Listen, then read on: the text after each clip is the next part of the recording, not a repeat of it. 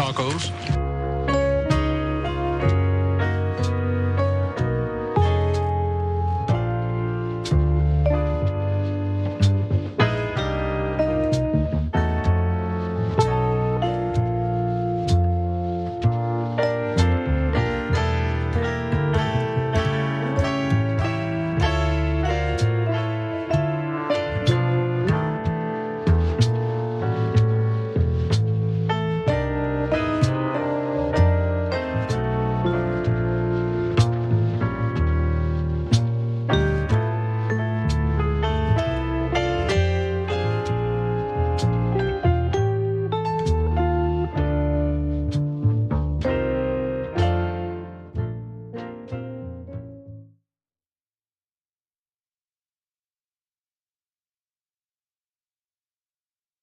I'm so upset.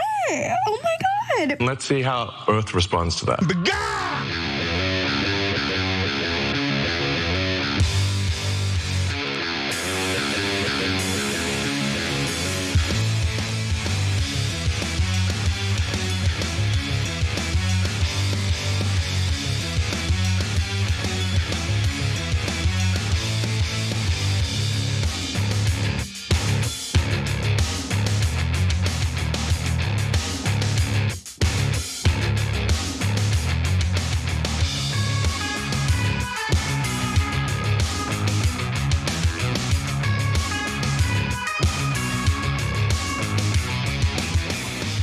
Welcome to the Young Turks. Cenk and Kasparian with you guys. So we have fun and exciting news for you guys.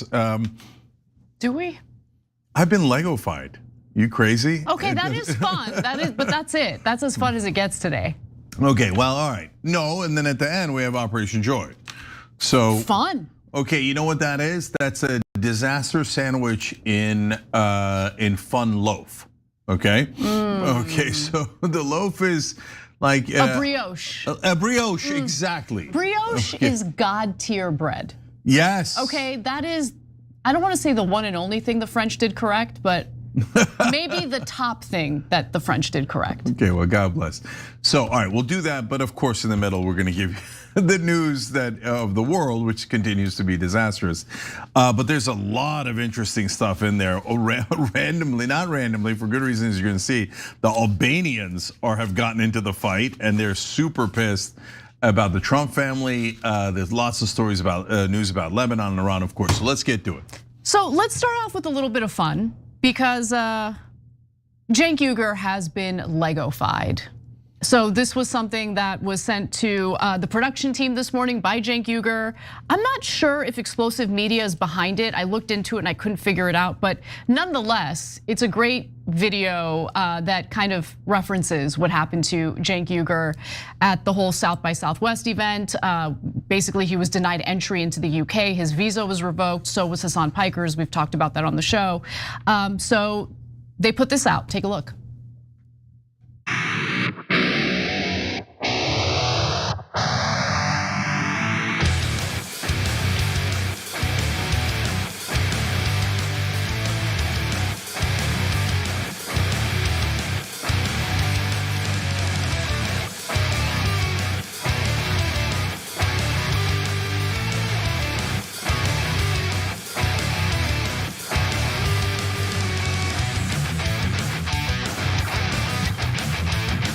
Pretty good.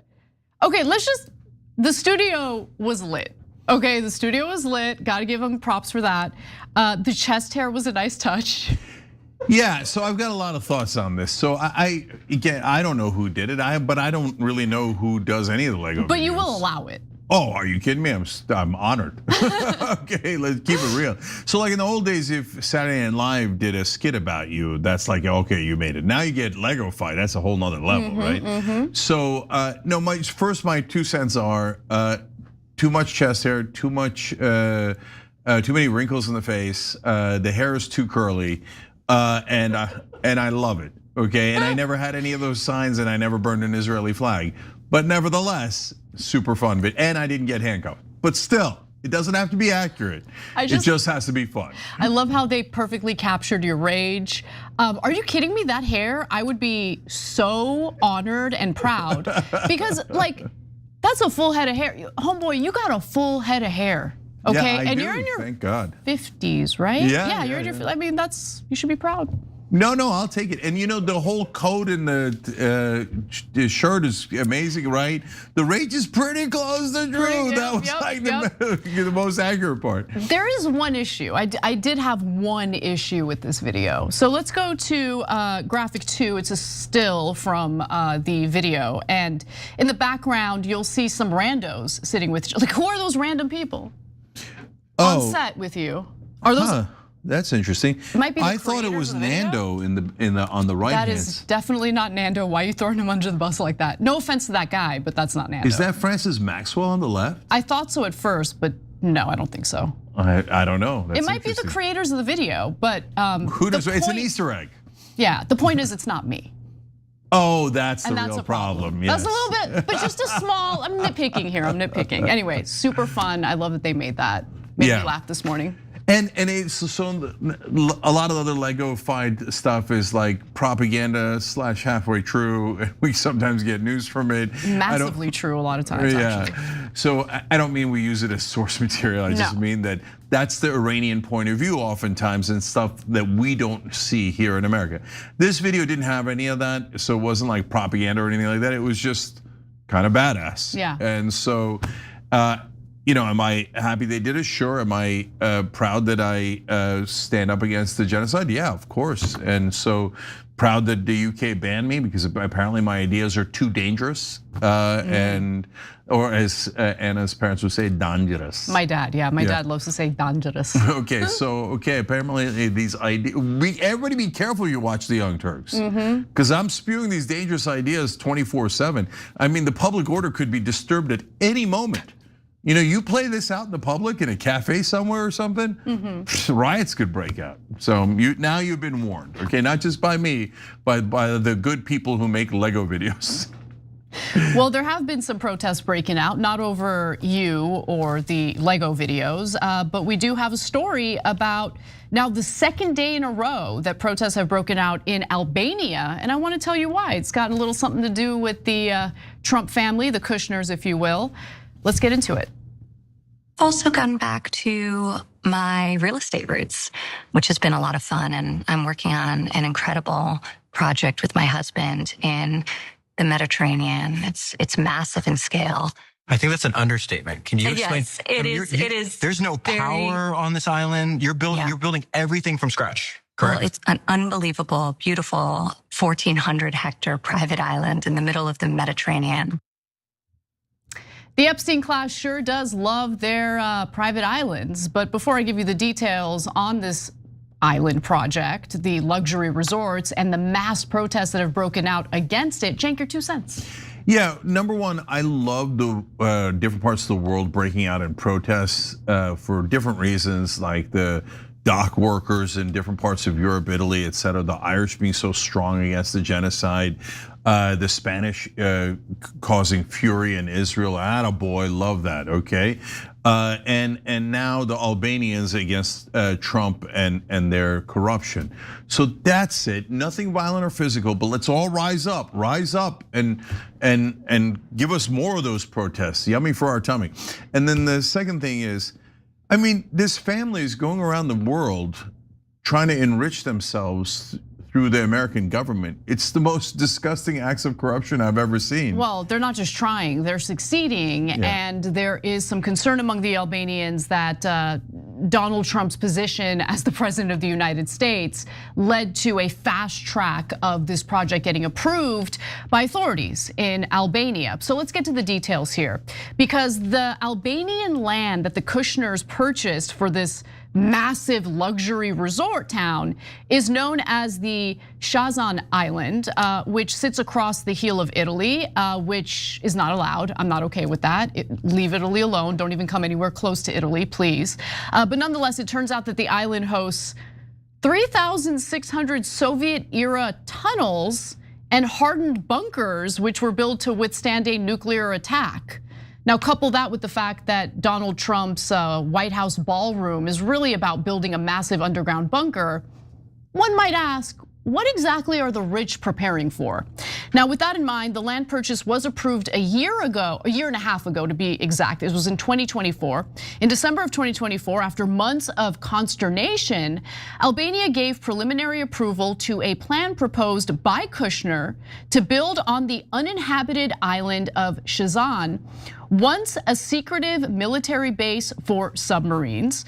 The planned developments on the Zvernik Peninsula would include 6,000 hotel rooms and villas if plans come to fruition. And right now it does appear that these plans will come to fruition. This will be a private island destination for the tremendously wealthy. It sounds a lot like Epstein Island. Not saying that there's gonna be, the same type of activity taking place there per se, but nonetheless, the protests have broken out because there's been a lack of transparency involved in the approval of this land sale. So for years, the plans, a $1.4 billion luxury hotel complex on an island off the coast, and another development on a peninsula that is home to sensitive wetlands, have generated concerns about conservation and transparency. And in fact, there has been no environmental report done ahead of this project, and construction, it appears, has already begun. It's underway. So that is what is sparking the protests. And aside from the environmental concerns, there is discontent among Albanians about the land purchase and how it was approved in the first place. According to Realtor.com, approval came just 2 months after Ivanka's father claimed victory over Democratic candidate Kamala Harris, and days before he was inaugurated for the second time. The project is one of several involving members of the president's family and foreign government entities that Trump will be actively working with in the White House. And so let's take a look at some footage of the protests that have broken out. Again, it's the second day in a row that these protests have taken place. They are planning to take more protests or do more protests tomorrow for the third day in a row. There are allegations that the Prime Minister, Edi Rama, gave the Kushners preferential treatment in order to curry favor with Trump. The protesters see this project as an emblem of what they fear could be democratic backsliding in Albania, which did emerge from decades of communist rule in 1991. And Talant Bino, who is the head of the Albanian Ornithological Society, says that this is about democracy. The protests are, of course, centered around protected areas, but it's more about democracy in general. Now, Kushner's investment firm, Affinity Partners, which is mostly backed by funding from Saudi Arabia, is behind this project. The developer is known as Shazan Real Estate Development LLC. And then one final point that I think is really relevant here, although there isn't any specificity. As for the crumbling military buildings and 3,600 derelict bunkers that were abandoned on the island, the couple is reportedly planning to incorporate at least a few of them into their hotel plans. Also, a little interesting that, let's just go back to the earlier graphic. I'm gonna reread that last line because it says, it involves members of the president's family and foreign government entities. Uh-oh. Which foreign government entities, and why is there no specificity on that? That's what's going on here, because I'm like, wait a minute. So look, first off, people can disagree about the development in places. There are people like my sister who are like, no, we've got to preserve things as they are, and architectural history and heritage are super important. And there are real estate people I know go, what are you, crazy? Build a huge thing, improve your economy, a lot more tourists, etc. So I think the two issues, other than the environmental one that's obviously concerning people, is the number one, what was the actual transaction, right? So is it that did they get a better price on this? I mean, Anna, I don't know if you know any of these details, or did the leaders of the Albanian government get something in return from the US government, and then that becomes part of the deal, but that's the part of the deal that you don't see, right? That's the fear here. We don't know if there was a quid pro quo type situation. There's speculation that the land sale was approved to curry favor with Trump. Yeah, and so could the Albanian people have gotten a better deal? So if they gave it to a different real estate group that maybe did something similar, Could they have gotten a much higher price? Is it on behalf of the Albanian people or the Albanian leaders currently? Those are the questions that people would ask. From our perspective as Americans, I don't want the president's son, whether it's Hunter Biden or Jared Kushner and Ivanka here, his kids, going around the world trying to figure out how they're going to make money off of representing the American government. Oh, I'm in the middle of the Middle East negotiations and I represent America in foreign policy and in negotiations. And then when they come and they, let's say, lowball you on a price or whatever it might be and go, now, do you really want to mess with the American government? I don't want people getting bullied by a bunch of thugs that are pretending to represent us. And I'm not representing American interests on behalf of American citizens, but representing their own interest. So I don't want it when Hunter Biden pretends to be a Ukrainian gas expert, and I don't want it when Jared Kushner pretends to be a private equity expert. Do you know that before he got that $2 billion from Saudi Arabia after Trump's last term, that he had never done investments like that? He'd only done real estate. He'd never done finance at all. So for a guy who had no finance experience to get a $2 billion fund is unprecedented. You know, there are a lot of characteristics and a lot of developments involving Jared Kushner that remind me a bit of Epstein, to be honest with you. And it's not just the fact that they're buying this like private island for the wealthy, complete with bunkers and all sorts of things like that. It's all of the wheeling and dealing that he's doing behind the scenes. We might learn about some of that wheeling and dealing after the fact. I don't think we know the full extent of it though. Yeah, well, so look, I don't know, but what I do know is that Epstein was not just a pedophile. Exactly, that's what I'm alluding to. Yeah. I'm not calling Kushner a pedophile. I'm specifically referring to Epstein's connections to power and how he was, behind the scenes working out all sorts of deals on behalf of foreign governments. So look, and is it our government that he's doing the deals for? Because who is that unnamed government that is going to be involved in this project? Exactly. Now, if you don't know, Albania is mainly a Muslim country. Maybe there's a couple reasons why you wouldn't name the country involved. But there's one giant reason why you wouldn't name it. If it was Israel, you wouldn't want to say that it's Israel because the Albanian people would then be much more angry about it. You'd want to sneak that in. And to your point, if you guys don't know, Dropsite News had all these great emails they got from Ehud Barak, the former prime minister of Israel, and many others. And it showed that Epstein in the emails did deals, international deals nonstop. And by the way, a lot of them were illicit deals, and that was part of the point of Epstein. Hey, he could move diamonds, he could move women, he could move weapons, he could use the port in UAE to do that. He could use American contacts like he did with Iran-Contra to do that. So the Israeli, and every deal he did was in behalf of Israel, okay?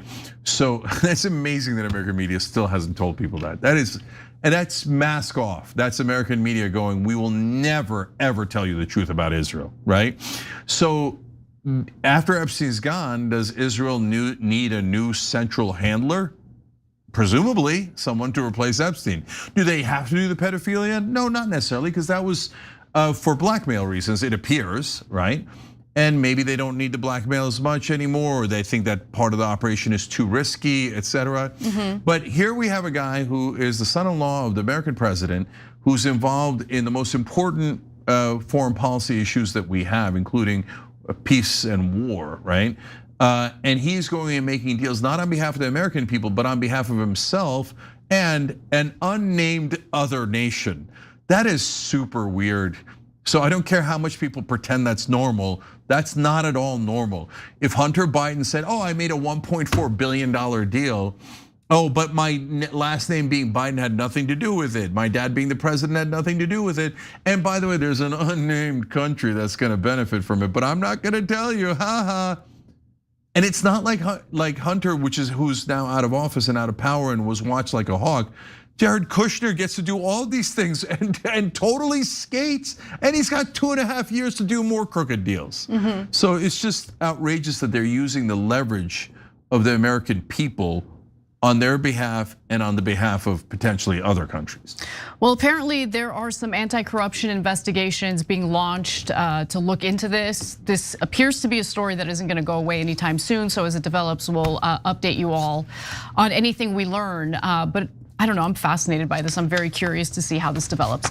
Why don't we take our first break? When we come back, I want to give you some pretty big updates on the Middle East, Lebanon in particular. Don't miss it.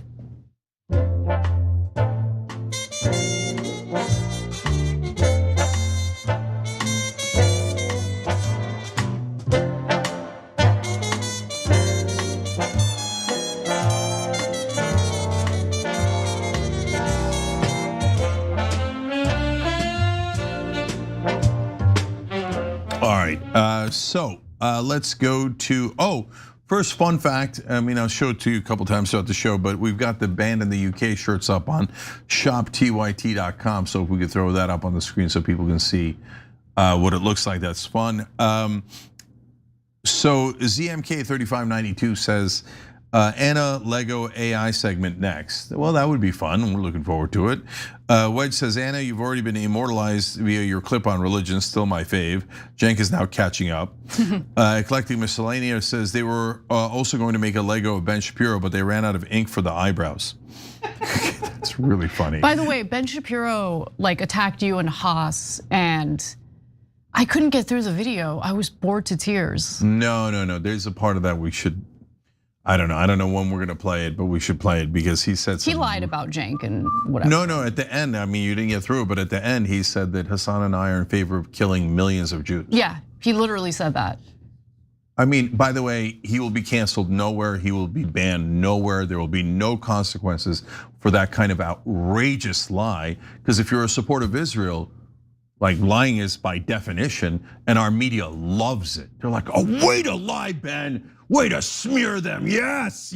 Would you like to come on CNN? Would you like to do a million other appearances? Okay, yeah. All right, Mo Larry Cheese says, wouldn't it be funny if Trump named, say, Bill Pulte, head of DNI? Oops. Yeah, that's amazing. Boomer Dragon Cat, did Iran just name you supreme leader of the rebellion, Cenk? No. I don't want it. Okay, we'll be back.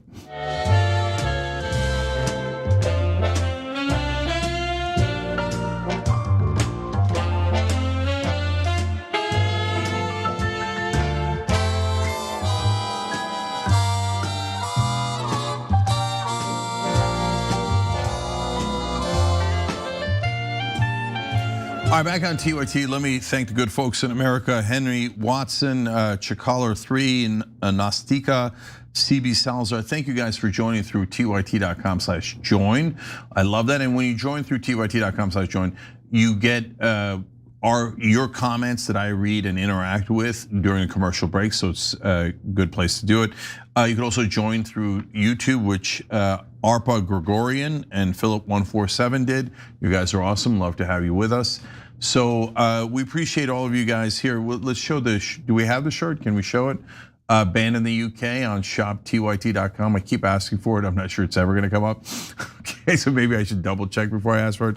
Anyways, okay, I don't know why we don't have it, but it's up on shoptyt.com. All right, Anna, what's next? All right, let's get to our next story.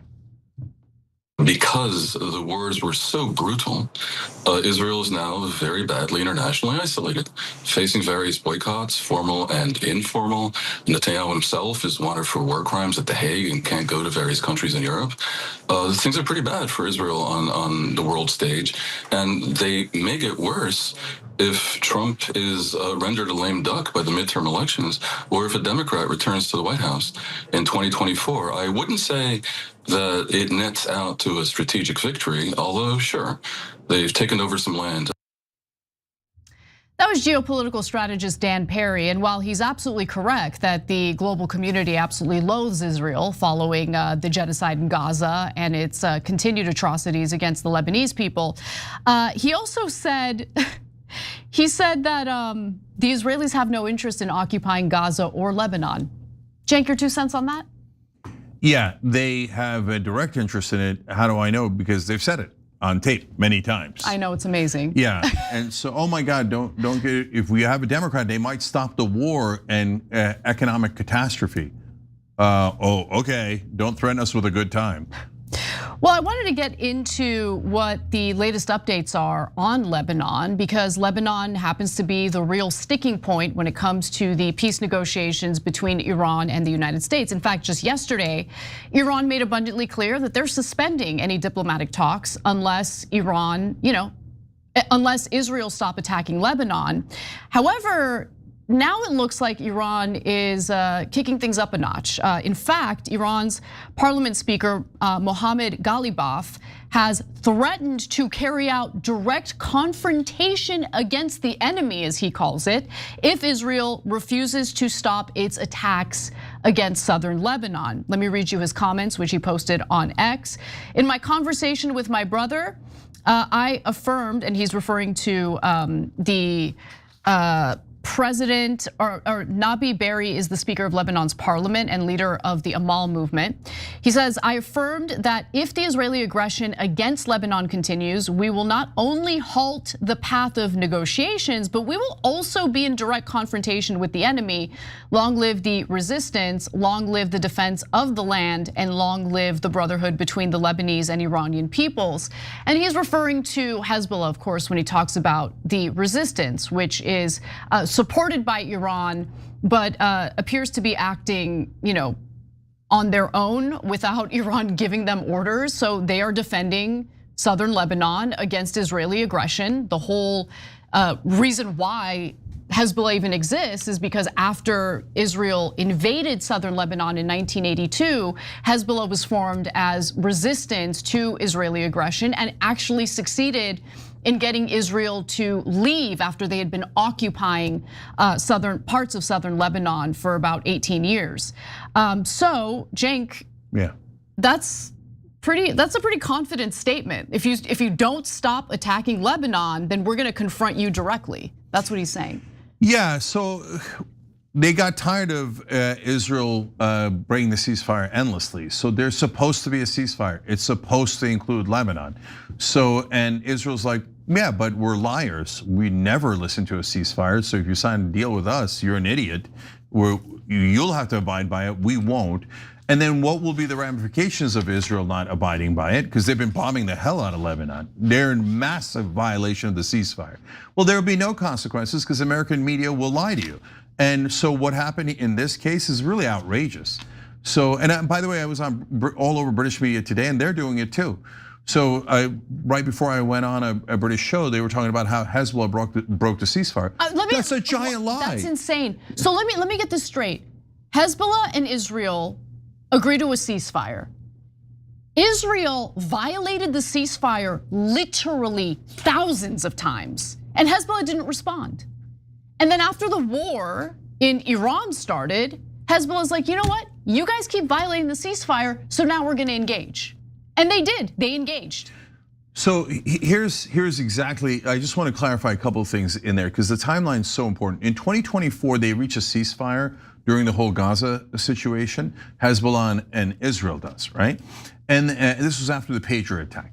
So that's the one where Israel violated that ceasefire over 1,000 times. Hezbollah never once violated it. Now, we know that because we're tracking the news from all over the world and we show you tapes. Oh, here's Israel bombing Lebanon, so there's no dispute. And Hezbollah didn't violate it once, even though they had every right to violate it. Now, did you see that anywhere in Western media? They never covered that on cable news. And to be fair, I saw it in some form of Western media, usually buried in an article somewhere in mainstream media, the 17th or 27th paragraph, they admit, right, Israel did bomb Lebanon 1,000 times and Hezbollah never attacked them. But then back at the headlines, whenever Hezbollah finally does counter-attack, they go, Hezbollah breaks ceasefire. Well, that's a lie. You're lying to us. That's not, hey, I framed it in a different way. No, that's a flat out lie. Yeah, it is. Okay, so now you fast forward to the Iran war. Israel attacks Iran along with America attacking Iran. And Hezbollah and Iran are allies. So Hezbollah says, okay, this is a war on us. So we're counterattacking. Now, this is after 1,000 times that Israel violated the ceasefire. And the minute they do that, again, American media and Western media says Hezbollah broke the ceasefire. Well, now again, that is just blatantly untrue. And so now every single report is like, oh, Hezbollah's attacking Israel. Hezbollah's no. Wait.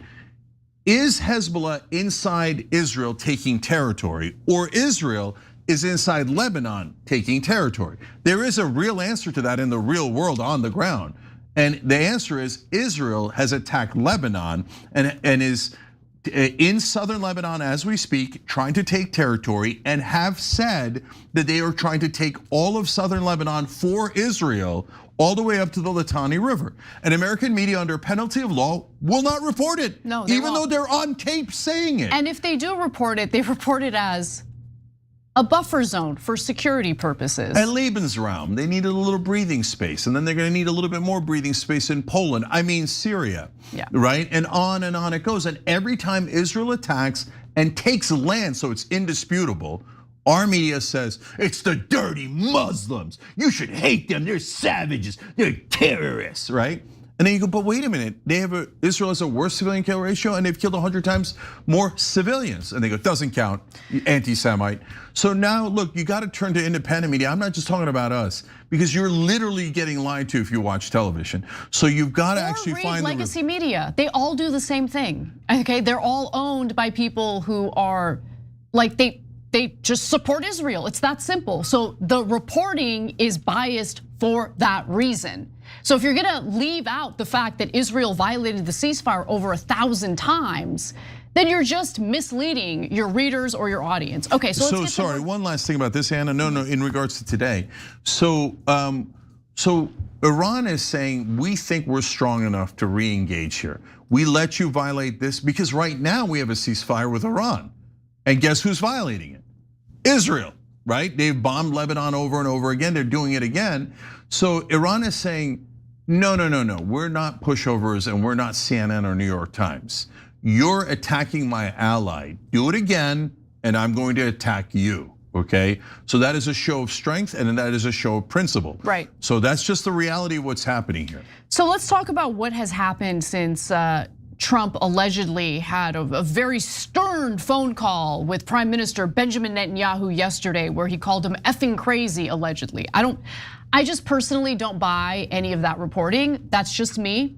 You do with that what you will.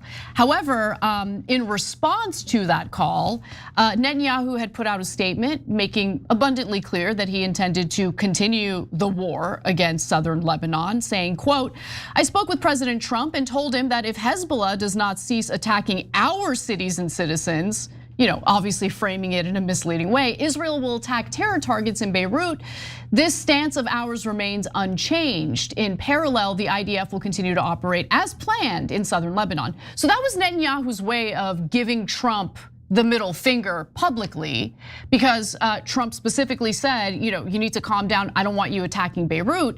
To be fair, the bombardments of southern Beirut or the suburbs of Beirut hasn't happened yet. I wouldn't put it past the Israelis to start bombing anyway at some point soon, but they haven't done that yet. So the media right now is reporting it as, oh, look at the Israelis, they pulled back. But have they pulled back? Maybe they're not bombing Beirut at the moment, but they did intensify their bombardments of southern Lebanon. So I want to talk about that. So in Axios, again, they reported that Trump had lashed out at Netanyahu during the call. But according to Israeli media reports, the US and Israel have previously put out leaks about the two leaders being at odds to keep Iran off guard. An Israeli official told Ynet, an Israeli paper, early on Monday that Israel had coordinated with the US on the threat to attack Beirut. I believe that reporting, to be honest with you. Now, either way, the mere appearance of Netanyahu capitulating to Trump's demands has led to backlash toward the prime minister. Take a look at this. Prime Minister Benjamin Netanyahu is facing widespread criticism in Israel for holding off on striking Beirut's southern suburbs from both within his cabinet and his opponents. On social media, opposition leader Naftali Bennett said the government had lost control over Israeli sovereignty and that there is chaos in every corner. Far-right National Security Minister Itamar Ben-Gvir has posted saying, this is the time to tell our friend President Trump no. He also said now is the time to do what's required and necessary to strike Hezbollah, to unleash the hands of our fighters, and to restore security to the north. Israel needs to change its strategy. For every rocket Hezbollah fires at Kiryat Shimona, Tehran should get hit.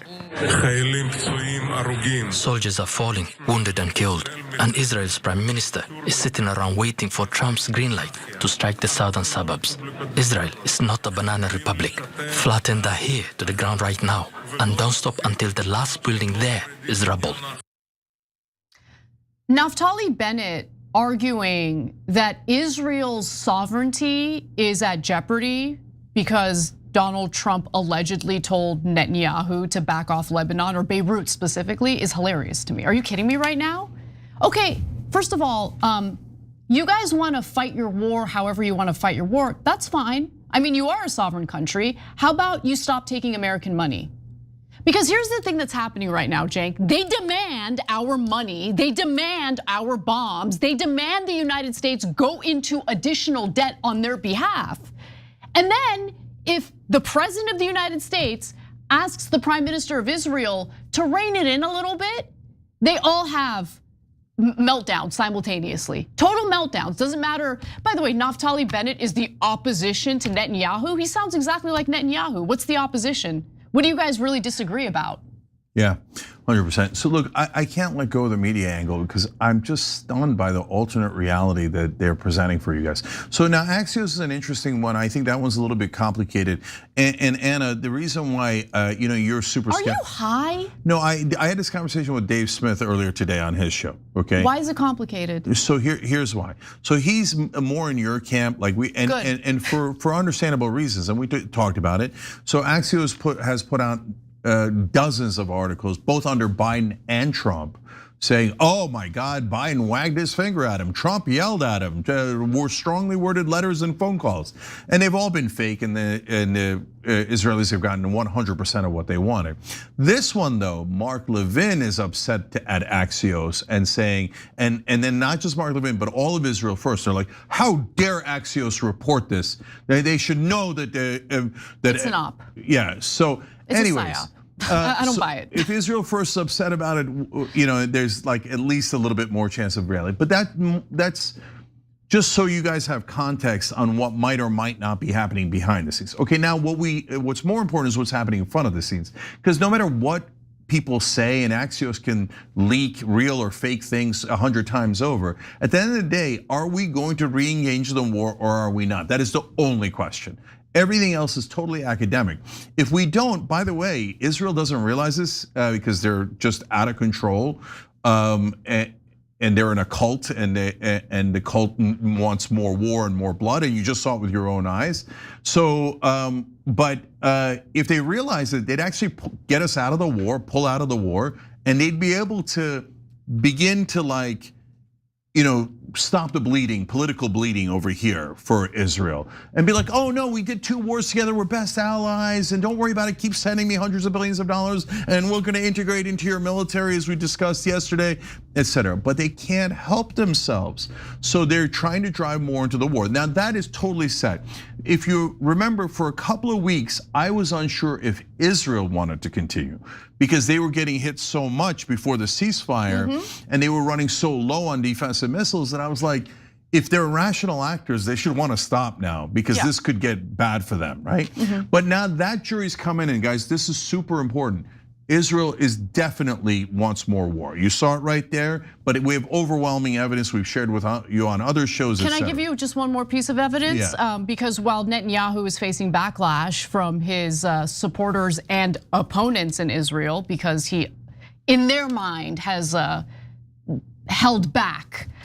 Here in the United States, Donald Trump and those who want Israel to rein in their atrocities are carrying out their backlash against Donald Trump. So let me give you one example. Here's Randy Fine, who's happy to see the slaughter in Lebanon.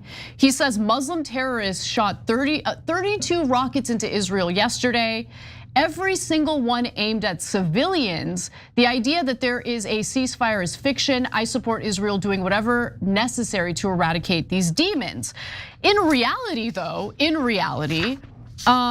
let's take a look at this. Every single day for the past 3 months, beginning on March 2nd, an average of 38 Lebanese have been murdered and 150 wounded by the Israeli occupation forces.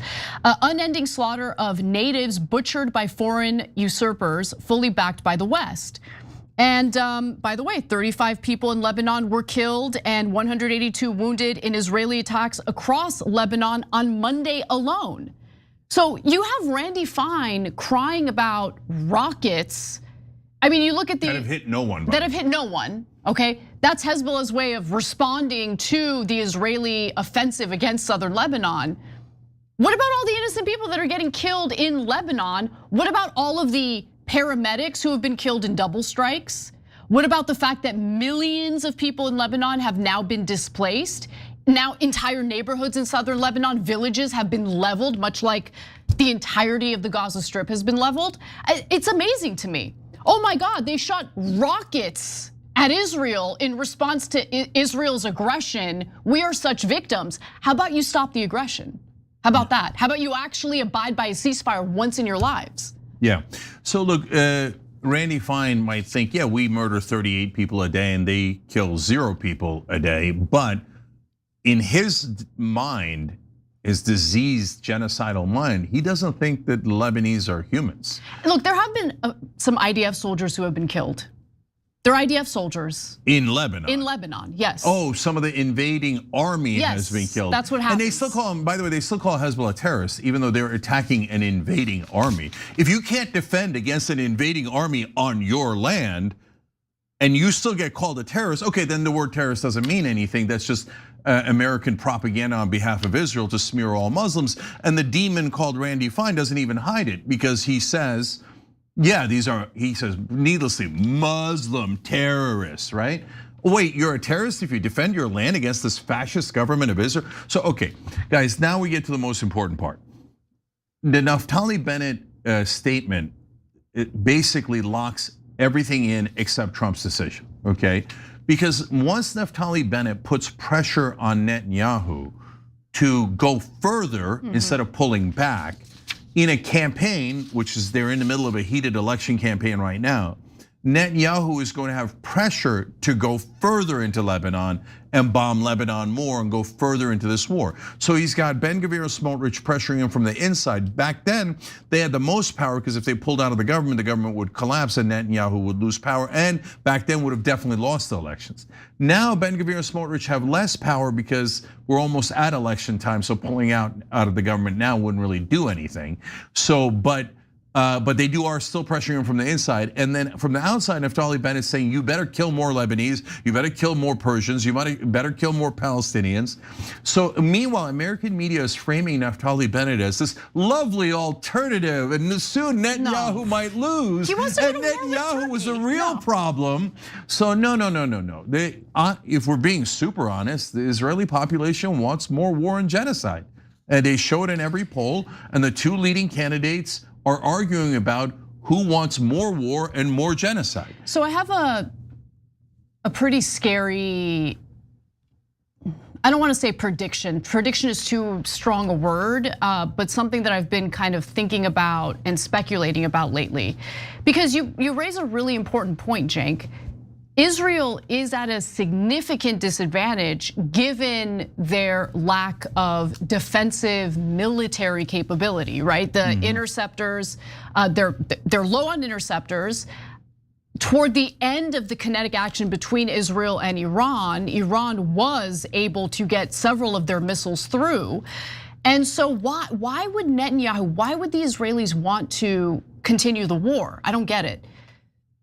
Could it be that if Iran does enough damage to Israel, Netanyahu or the Knesset could make the argument that, I mean, we're backed into a corner, too many innocent people are dying, and that might, in their minds, justify the use of nuclear weapons? No, I'm super worried about it. I don't think that, I don't have no idea. I don't think they're planning on it. Why do I say I don't think so? Because that would involve a lot of, I was gonna say Israeli citizens dying. On the other hand, Israeli soldiers told us there was a stand-down order on October 7th, so they might not mind a lot of Israeli civilians dying. So, I mean, these are the really sick, disgusting fascist leaders of that government, Exactly, right? yeah. So they've sacrificed so many civilians, and we assume that they don't mind killing Muslims and Christians, and that they would mind killing Israelis.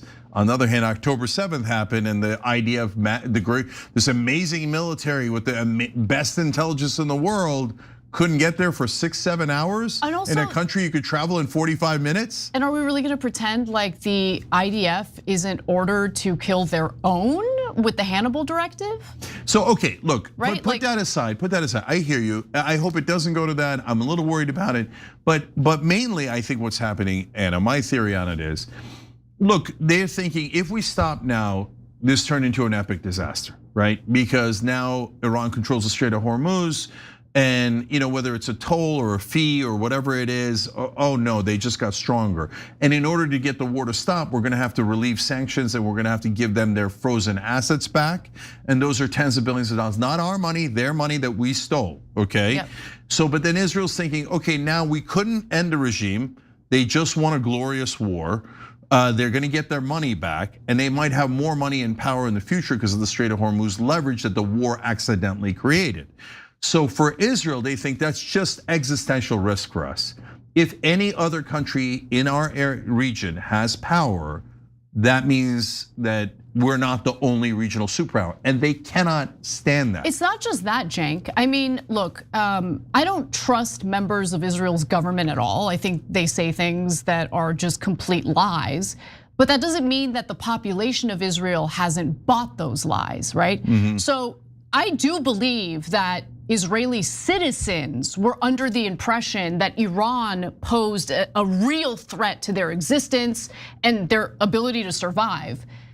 However, if they thought that with the prior Ayatollah, who had a fatwa against building nuclear weapons, well, we don't know if Moshtaba, the son, is going to be as gentle when it comes to nuclear weapons. Yeah, so look, they can't have it. For them, the idea that anyone else would have anything near them, they view, whether you believe the leaders actually believe this or not, but certainly the citizens do, as an existential risk. Right. Like if anyone, because they've all been brainwashed into thinking everyone hates Jews. They're all gonna, if the minute they have a chance, and they say this all the time in social media, nonstop. If the Muslims had 1 second chance, they would murder every Jew on the planet. So that is a deeply sick and psychotic thing to teach your children. It's not remotely true, but they're in a cult.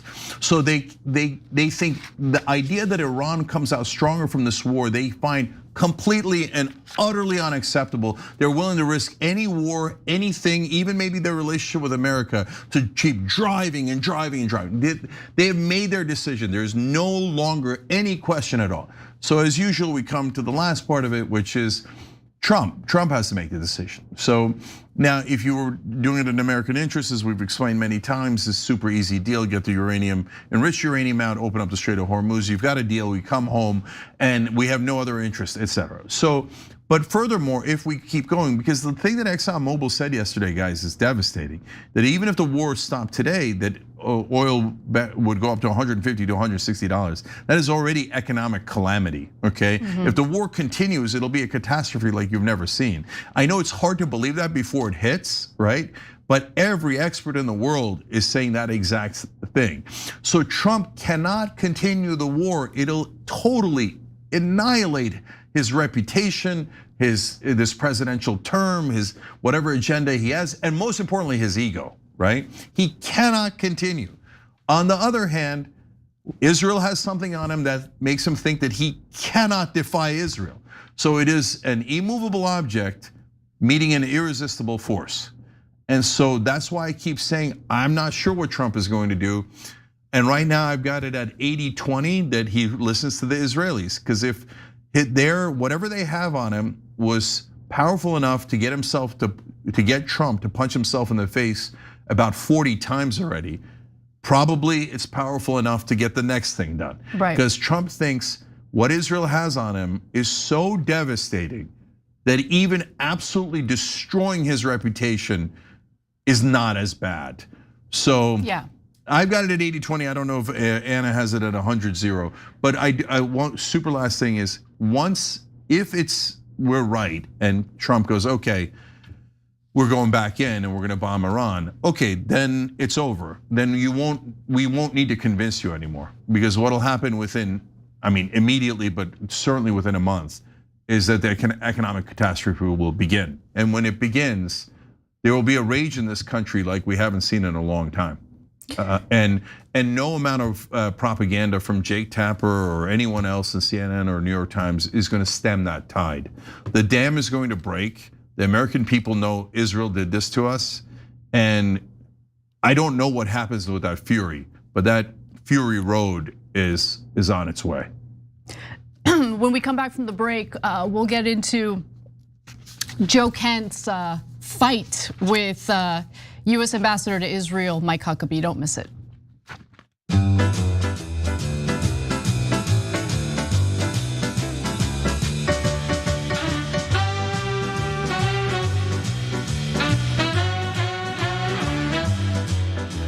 All right, let's go to Super Chat. Ed Ladawi says, while on the topic of Israel, how about that new bill proposed to intertwine our military? Unbelievable.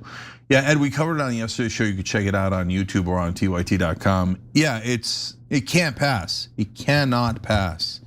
It's other than the war, I don't know that I've seen a more disastrous bill. No, if you intertwine Israel with our military, we'll never get them out. And they'll steal, but they won't need to steal anything. We'll just be handing it to them. All the money we spend, trillions of dollars on the military, Israel's gonna get for free. It's just unbearable. Oh, the injustice of it is unbearable. And then they'll be able to control our military from the inside. Insanity. They're doing to us what they did to the UAE, turning us into sock puppets. We're totally, utterly occupied. There's a fury coming. I don't want it, but it's gonna happen whether I want it or not. Ronald Fan writes in on the YouTube member section, happy Taco Tuesday, TYT family, and to you, Cenk and Anna. Thanks for letting me do the right thing and letting me sing and defend the free speech, sign the defend the free speech petition. And you, Anna, look so hot like Mariah Carey. Oh, okay. Okay, all right, God bless. So that petition is tyt.com/UKban, tyt.com/UKban. So just to unban us. Jessica Smith says, I love this for Cenk, referring to the Lego thing. Screet Gill says, Cenk had made it. Bog says, snap, Lego Cenk. CDN Norse Dog Dad, thank you for gifting a membership. We appreciate you. And I am out of time. We'll be right back.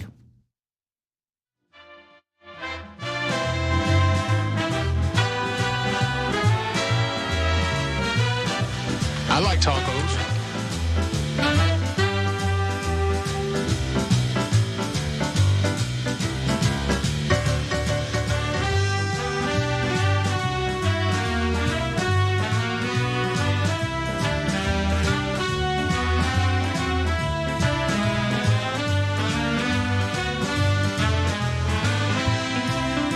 All right, back on TYT, Cenk and Anna with you guys. We finally have the shirt. I have the shirt in real life. I'm gonna show that to you in a second. But first, I want to tell you about Ground News.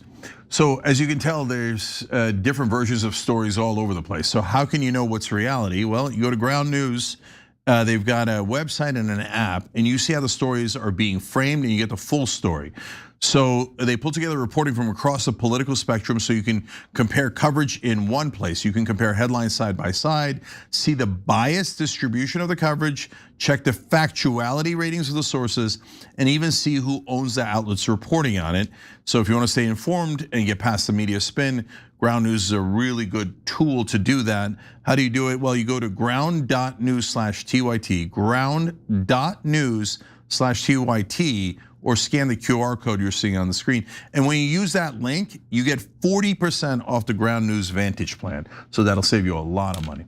All right, and we do have this now on shoptyt.com.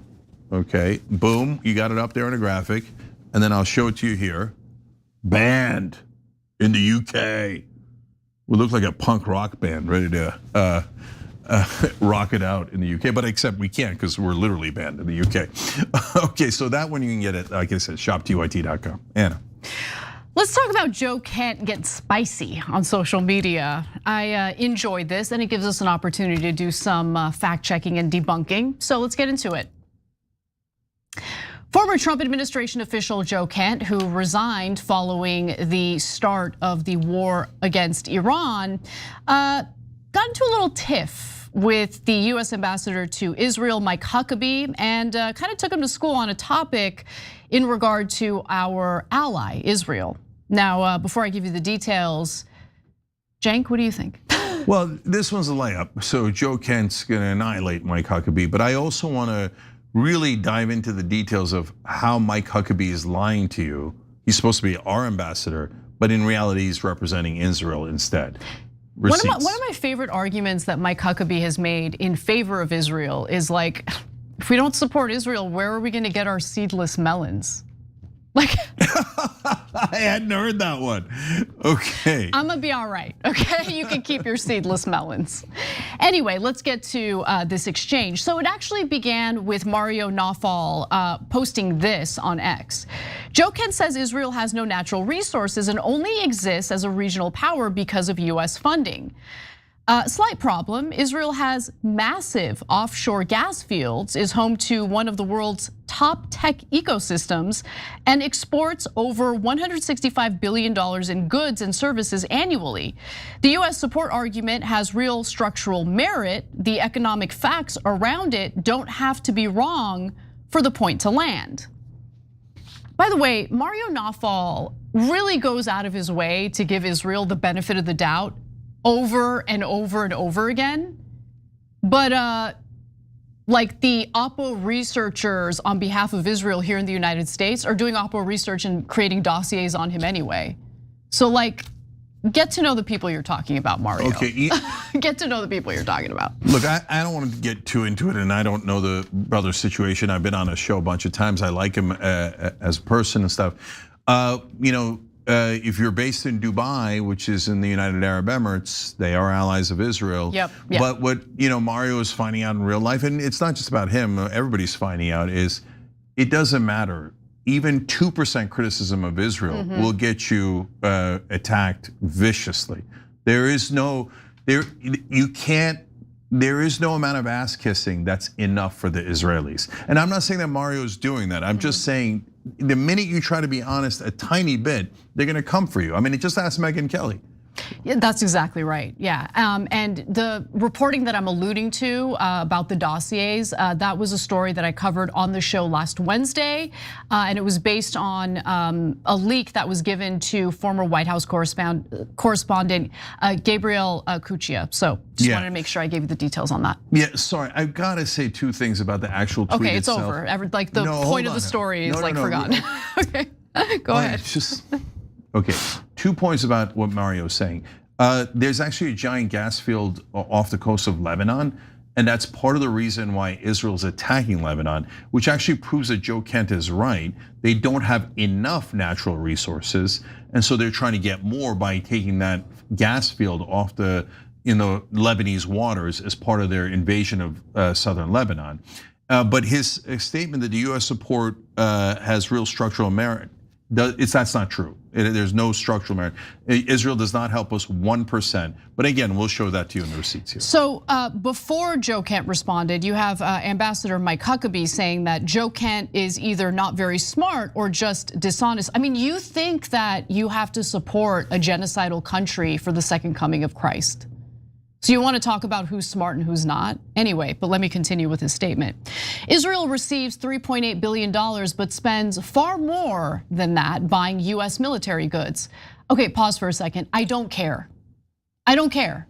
I don't particularly like the fact that our resources, our money is being redistributed from ordinary American taxpayers to defense contractors. Okay, with Israel serving as the middleman. I don't care, that doesn't make me feel good. That argument is so stupid, but they make it over and over again. He says US also receives intel, tech innovations, so that return on investment is many times more. Hilarious. New MOU, memorandum of understanding with Israel ends aid and will be based on trade. Total BS, by the way, that's a lie. Kent responds to that by saying, Ambassador, your job is to represent American interests in Israel. With that in mind, please explain what we receive in return for our investment in Israel.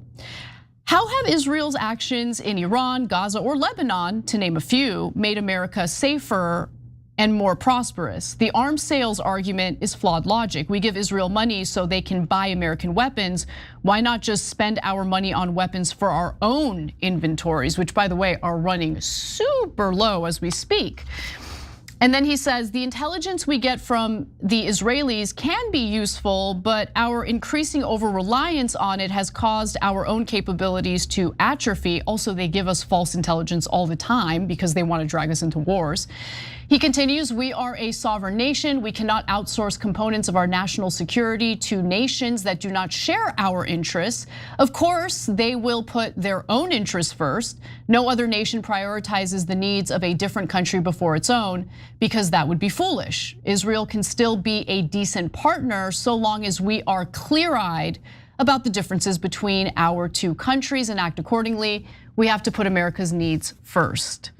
So just to give you one piece of information that debunks Huckabee's lies, US taxpayers funded $17.8 billion in arms sales to Israel under Joe Biden, and then $11.9 billion government brokered and $5.9 billion commercial. 81% of the $22 billion in sales from 2021 to 2024, that's nearly $18 billion in subsidies disguised as sales. And take a look at this fun graph. Shows that Americans do in fact pay for most of the US arms sales to Israel. While Israel funded arms to the tune of $4.2 billion, we spent $17.8 billion on Israel's weapons. Yeah.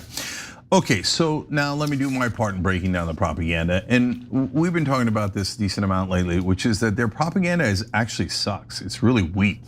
And part of the reason that it's so weak is because it's never been challenged for the last 50 years. They would just say it and they would brainwash everybody with it. And if anyone dared disagree with even a little part of it, they'd call them an anti-Semite and ruin their lives. And you'd never see them on television or their byline in a newspaper again. So that's what's happened in America, and they could pretend that it didn't, but it most certainly did. So that's why when they say things like, oh, the 3.8 billion that we give to Israel actually helps us because they buy American weapons with it. Joe Kent makes a terrific point. Or we could buy $3.8 billion worth of weapons for us. That would also help our economy. Why do we have to buy it for you? And if it helps us so much to give you $3.8 billion, now I'll add on top. Does that mean that if we gave every country on earth $3.8 billion in weapons, that we would be even more helped? Remember, this is all free money we're giving to them. So that's what they're trying to give a smokescreen around, so you don't realize that that's a robbery. We're not trying to cure cancer with them. We're giving them weapons to kill people for free. Then my favorite one is, no, the 3.8 billion helps you so much because it helps your economy. Well, terrific news for you guys, including Mike Huckabee, who's obviously at this point an Israeli. Hey, Mike, why doesn't your beloved Israel give us the 3.8 billion back? That way, that'll help Israel. That's your logic, right? That's your moronic, obviously pathetically stupid logic, right? So if you give 4 billion to someone, you get the help. Great, you know what? We'll do one better. Israel can pay us back the entire $320 billion we gave them. That'll help them so much. Their economy will boom, right? That's your logic. All right, well, I'm not done. The new memorandum of understanding he lied about, it's 10 more years of funding Israel. Now, this is what shows you that the American media is in on it. Because we read the articles, we saw the tape of Netanyahu, and so did they. Their reporters saw it.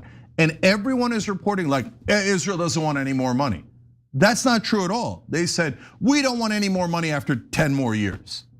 No, and 10 years later, they're gonna say, well, the situation has changed. We're surrounded by terrorists, just another 280 years and then we'll be done, right? No, that's not ending Israel's funding. It's continuing it for 10 years. It is an outrageous lie, aided and abetted by every person posing as a reporter on television. They're not reporters, they're propagandists for Israel. And I'm proving it to you guys every single day. We do it nonstop. Or now they say tech initiatives. Oh my God, they have such great innovations in Israel.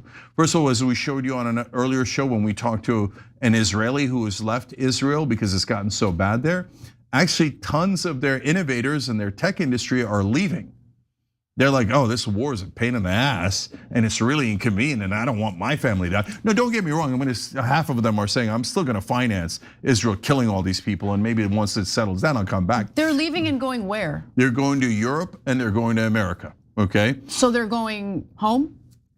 Well, in a sense. Where do the Palestinians get to go? They don't have a second passport. No, they don't. But here's what I want to say about the tech innovations. Okay, that's great. Do they give it to us for free? No, they sell it to us. Do they not sell it to anyone else? No, they sell it to everyone. So what do we get out of it? Absolutely nothing. You see all the lies? And why would somebody tell you that lie? It's like saying, oh, Apple did a great tech innovation. You're welcome, Israel. But do people have to buy iPhones in Israel? It's not like they're getting it for free. Same thing in reverse. And last one, the intelligence. That drives me crazy. So we know they give us fake intelligence. And I'm super worried about what Joe Kent said. Because he said, we rely on them so much that our intelligence gathering is atrophying. Are you nuts? They're giving you intelligence on their behalf, not our behalf. You shouldn't rely on their intelligence at all, let alone relying on it for most of our intelligence in the Middle East. That's why all the intelligence is wrong, because it's jerry-rigged to be in favor of Israel and against us. We have 18 intelligence agencies. And 18. Utterly useless. And we just put like Donald Trump's limo driver in charge of DNI. They put this Pulte guy, they Pulte him out of their ass. He's the guy who was working in housing, and he had no experience in housing either. Oh, he had experience as a developer. Yeah, and he was saying, trying to help people get affordable housing. You're right. So now they put him in charge of DNI, and DNI, the only thing he's known for is being Trump's hatchet man. Yeah. So they're just letting Israel give us nonstop fake intelligence that says, oh, you have to attack Israel's enemies. That is your great intelligence from Israel. And that's literal, guys. They did it in Iraq and they did it in Iran. So Israel doesn't not only not give us anything, and then on top of that, they take all of our money. On top of that, they make us spend more money on wars. And then they say it's not enough. It's not enough, you owe us more. It's insanity. No one in their right mind would think that we owe Israel anything, not a dollar, not a cent. They owe us literally trillions of dollars. But if you watched American media, you wouldn't know any of that. You'd think it was the reverse. Well, Matt Walsh is really going through it because he's not a fan of the war, but he still works with Ben Shapiro. So when we come back from the break, we'll talk about that contradiction, those difficulties that Walsh is dealing with, and a statement he put out that I'm sure Ben Shapiro was not a fan of. We'll be right back.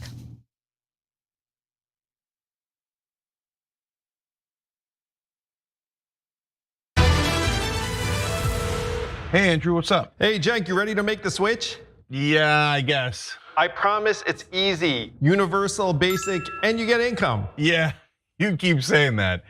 But you sure I'm gonna have coverage? Of course you will. You think I would have bad service? I'm Andrew Yang, of course I have good service. All right, let's try. But I'm so bad at tech. So, wait, should I do this thing of the hashtag business? Andrew, you're still on, right? Yep. Oh, I see it. No, wait, I don't see. Oh, yeah, I do see it. Here we go. I actually did not realize that you'd be searching in real time, but I love it. How much do people actually normally say? Yeah, the average American is gonna save between $500 and $1,000 a year on Noble. Yeah, no, you know what I'm gonna do, Andrew? Are you ready to become a Noble member? The two buttons are do it and go back. There's no going back, we're doing it. We're doing it. Here we go, Noble Mobile.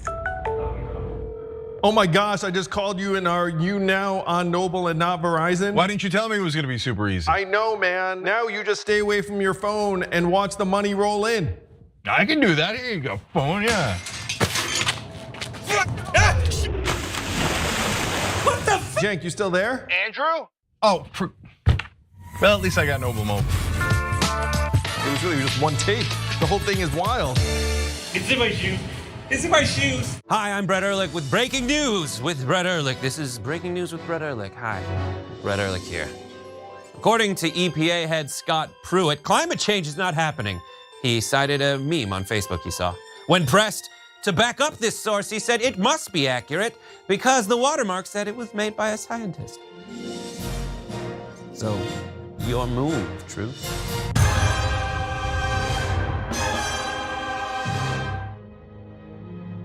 At TYT, our mission is to boldly pursue truth, challenge the establishment, and drive positive change.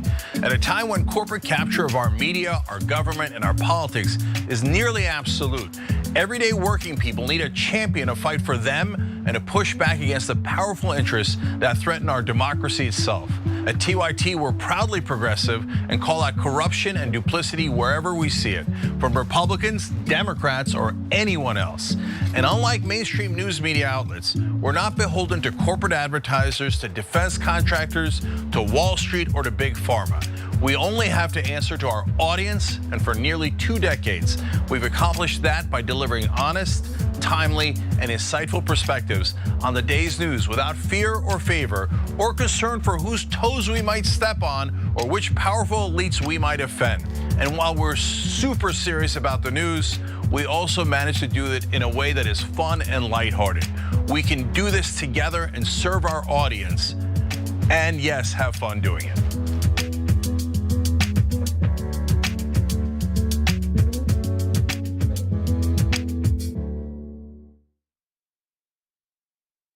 You are the media revolution. You are much needed. TYT, TYT.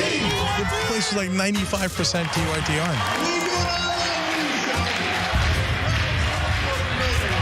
You guys, the Young Turks, which is my favorite channel, we're getting that message out. Cenk and the Young Turks do an extraordinarily good job. No matter what mainstream media says, you have to listen to the Young Turks. The people who support us on the internet, that's what gives us strength. That's what allows anyone who was in there who was undecided to think one side seems to be winning, they seem to have a bigger army. There might be a reason for that. So thank you guys.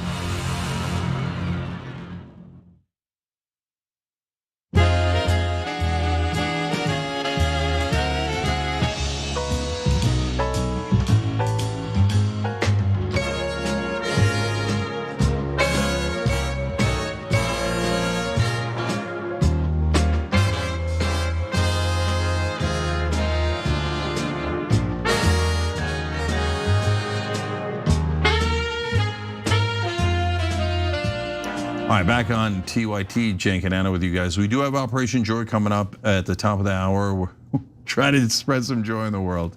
Part of our brioche sandwich here. All right, Anna, what's next?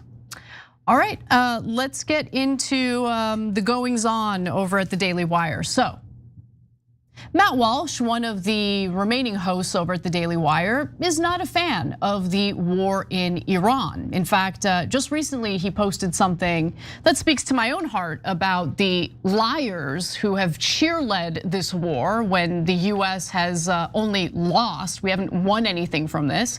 He says pretty much all of the prominent voices who supported the Iran war assured us it would be over by now. None of them will admit that they were wrong. Even less will they admit that their initial assurances were based on nothing but their own wish casting. This whole crap show has been an enormous waste of time and resources, and our country has not benefited from it at all. Its advocates have moved the goalposts repeatedly and have even to this day refused to clearly articulate what constitutes a victory and how we'll know that it's been achieved. Now, in response to that post, Congressman Thomas Massie said, I hope you don't lose your job over this. That's literally what I was about to say. And of course, he's alluding to the fact that Ben Shapiro is a huge cheerleader of the war against Iran, always has been. So we'll show, in fact, let's just go to D1 just to give you a little taste of the kinds of arguments Shapiro makes. I've said it a lot of times before, I'll say it again. President Trump was right and brave to go after Iran. He was right to go after the Iranian missile facilities. He was right to go after their nuclear facilities. He was right to blow up their Navy. He was right to take down their Air Force in Operation Epic Fury. Operation Economic Fury, which is the blockade on Iranian oil, has been similarly good and brave. Now, I didn't agree with the original ceasefire in April. I think we should have continued to strike them and strike their oil facilities.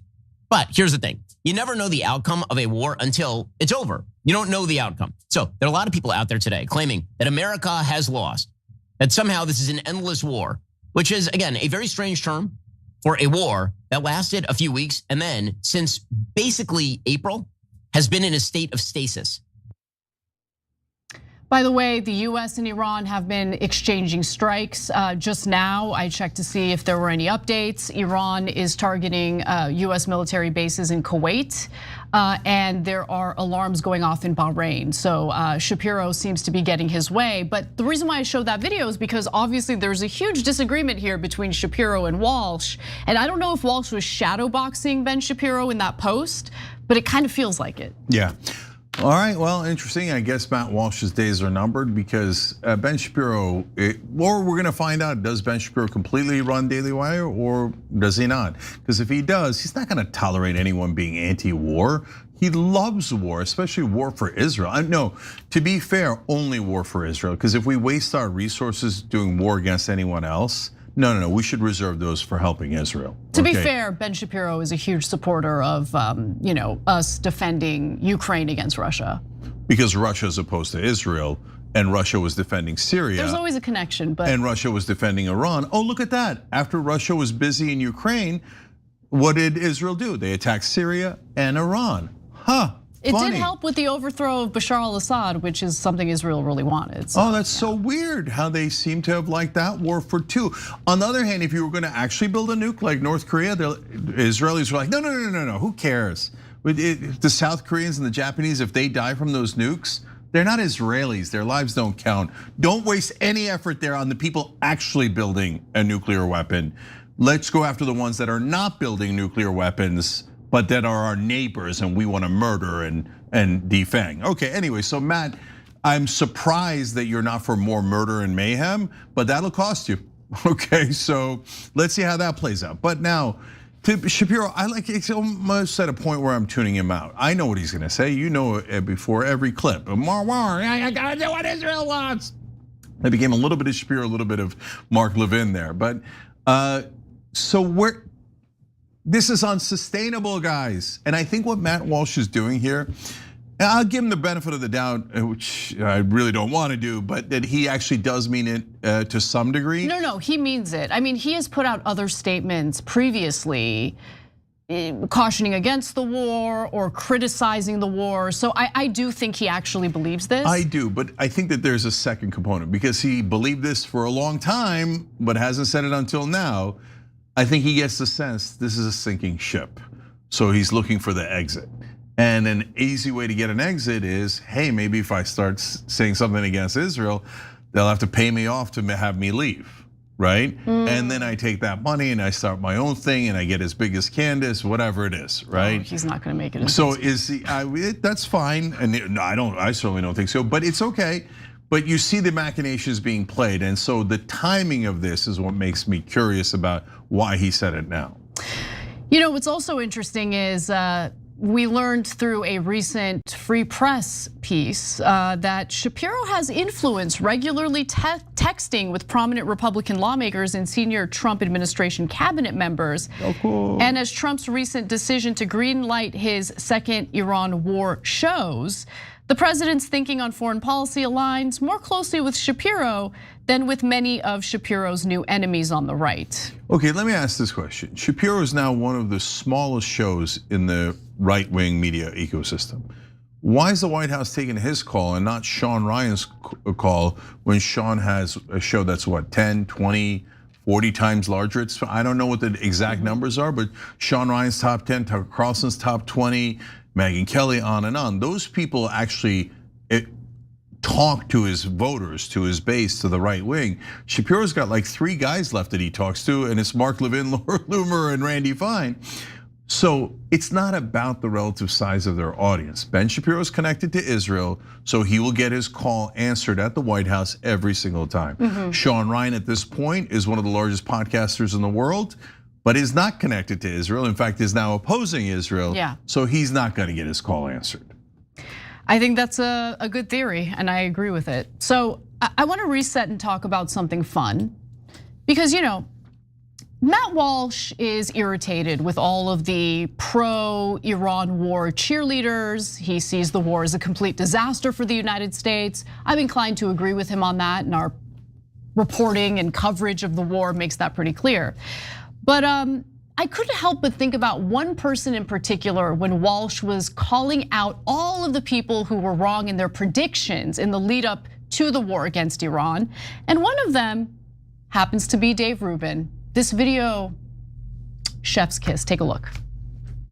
Allow me to make a prediction here, and my prediction stuff, I'm not Polly Market, I'm not Kalshi, but I'm pretty good at predictions. And my prediction here is that everything that the media is now gonna say about Iran's gonna close the Strait of Hormuz and energy prices are gonna go crazy and all these, none of this is going to come to pass. Gas prices are coming down and will continue to come down. If the United States wants to keep the Strait of Hormuz open, which it does, and Donald Trump said we'll escort ships through if we have to, it's going to stay open. This is the leader of the Iranian opposition. He has been in exile. His name is Reza Pahlavi. We have shown you videos of him before. He's the eldest son of the former Shah of Iran, and he likely is the next leader of Iran. This is the guy that, by all accounts, when this war ends, will go in and he will be the leader. And again, it will be different. Just remember, it sounds like the Kurds are starting to enter the country with arms to help the people take out the last vestiges of the IRGC. There's a lot of good things happening.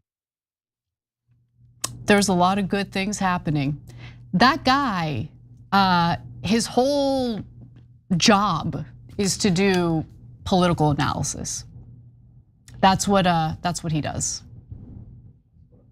I mean, look, predictions should have consequences. We do predictions all the time. You could take our record and match it up with Dave's record and see how it turns out. We said gas prices were definitely gonna go up. And I'll tell you right now, gas prices are gonna continue to go up. And if we re-engage the war, we've said it many, many times, gas prices will go through the roof in a way that will shock you. It will lead to massive inflation and economic catastrophe. Global depression. Yeah. Now, the reason Dave is lying to you is not just because he's an idiot and doesn't know anything. You think if there's a war in the Middle East, gas prices will go down? No, Dave, I don't think gas prices go down. Although he is an idiot. Yeah. But continue. But that's not the sole reason why. Right. The main reason is he's like, no, the war will be easy. The war to help Israel destroy its neighbors so that they can take southern Lebanon will be really easy. The water's warm, come on in. So like, Shapiro, I don't think is dumb. And Shapiro says the same things. Mark Levin says the same things. Oh, look at that. Everyone who supports Israel says, just like they did with the Iraq war, it's gonna be easy, so easy, it's barely gonna cost anything. And Shapiro said in the earlier clip, oh, this war hasn't lasted long at all. And who says it's gonna be an endless war? Why would anybody think that? I don't know, because of Iraq and Afghanistan and how all the wars became endless. Now, I don't think Afghanistan was Israel. I think Iraq was Israel.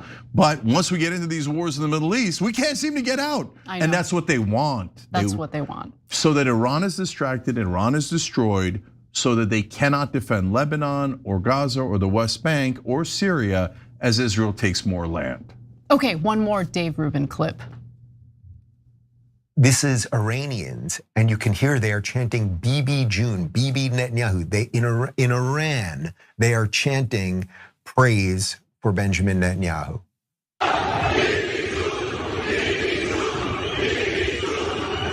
And when you take out Khomeini and you take out his number 2 and his number 3 and his number 4 and his number 37 and his number 42, then suddenly the next guy's going, it's a little hot in here, ha, ha, ha. And then people start behaving a little bit differently. They've plotted this war, this extraordinary war that will be studied for decades, right? For decades, they will study how this incredible war took place. That we are hitting critical infrastructure. We are damaging the regime, so hopefully the people will be able to take over their countries. Now, the question is, if you're gonna hit power plants and you're gonna hit civilian infrastructure and things of that nature, how do you make sure it's not going to harm the people, but just the regime? And when we have a Department of War that is not looking for war, but will perform war, then we are gonna do it at the maximum level of competency. I think the way you can look at this, I haven't heard anyone else say this, but this seems to me to be the war to end all war. Oh my God. Okay, so for the audio listeners, the BB June thing is a deep fake. It wasn't real. Iranians weren't chanting BB June. That didn't happen. I mean, their propaganda sucks. Cenk, but all it needed was someone to do this and for the house of cards to fall down.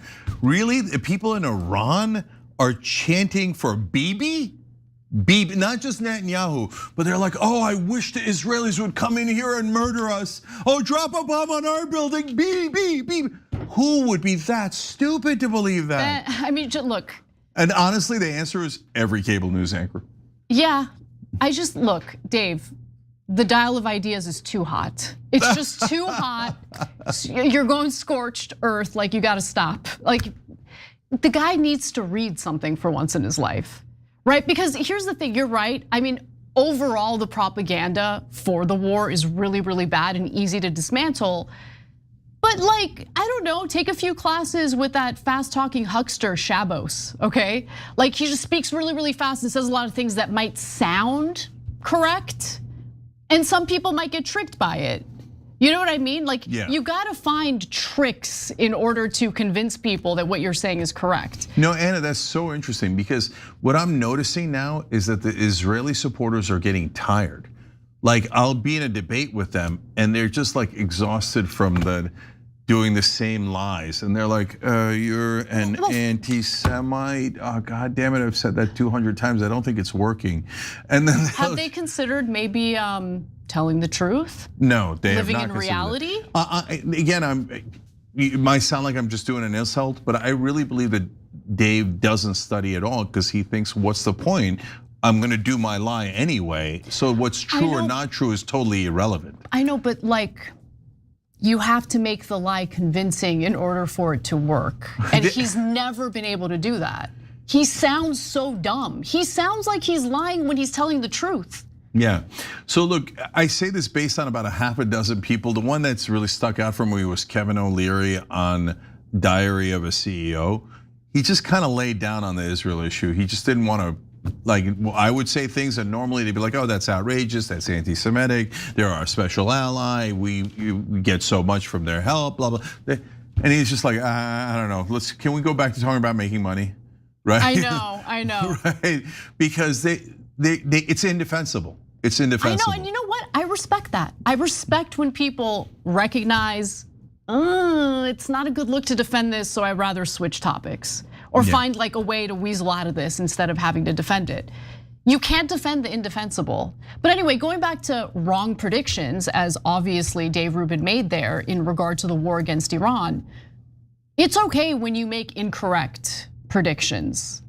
But there is never any recognition by Dave Rubin that his predictions are wrong, never any apology. Now, in the case of anything Israel wants, he's gonna lie on purpose, I totally understand that. But like, how about hold yourself to a higher standard where you recognize that your predictions are wrong, you bring it up, you say, hey, I got that wrong, I'll do better next time and move on. But he never does that. Israel supporters never do that. They lie, they drag us into wars, things go disastrously wrong, and they just continue spouting the same lies again and again and again. It's amazing. Anna, you're doing projection there because you're moral and honest, so you think that, aren't you ever going to be moral and honest? And the answer for Dave Rubin is clear, no, he's never gonna be moral or honest. I mean, look guys, think about it. The Netanyahu chant that he made up, does it look like the Iranian people are chanting for Netanyahu now? I mean, they literally went to Netanyahu said, I'm gonna bomb these bridges, and Trump said the same thing, and power facilities. And the Iranian citizens went on the bridges and around the facilities and said, if you're gonna bomb them, you're gonna have to kill us too. Okay, so I don't think they were chanting BB June at that point. But would Dave Rubin ever come out and say, oh, I'm so sorry, it turns out, no, the Iranian people rallied around the flag, they were brave in fighting back. You know, I don't like them, I hate them, I want them to lose, but they're not losing. And no, they don't like Israel. No, they don't want to be run by Reza Pahlavi. And all of these facts have absolutely shown it. And it turns out they could get the Strait of Hormuz closed, etc. And the war wasn't easy. There's a 0% chance that Dave Rubin or any Israel first person would ever admit that, ever. because they're not doing the same thing we are of trying to find what's true. They're just trying to find what helps Israel. Period. Well, we've got some positive news to get to when we come back from the break. We'll talk about Trump's slush fund and how Republicans, of all people, seem to have destroyed it. We'll be right back. My brain is still in recovery mode from taking in so many high-level important ideas.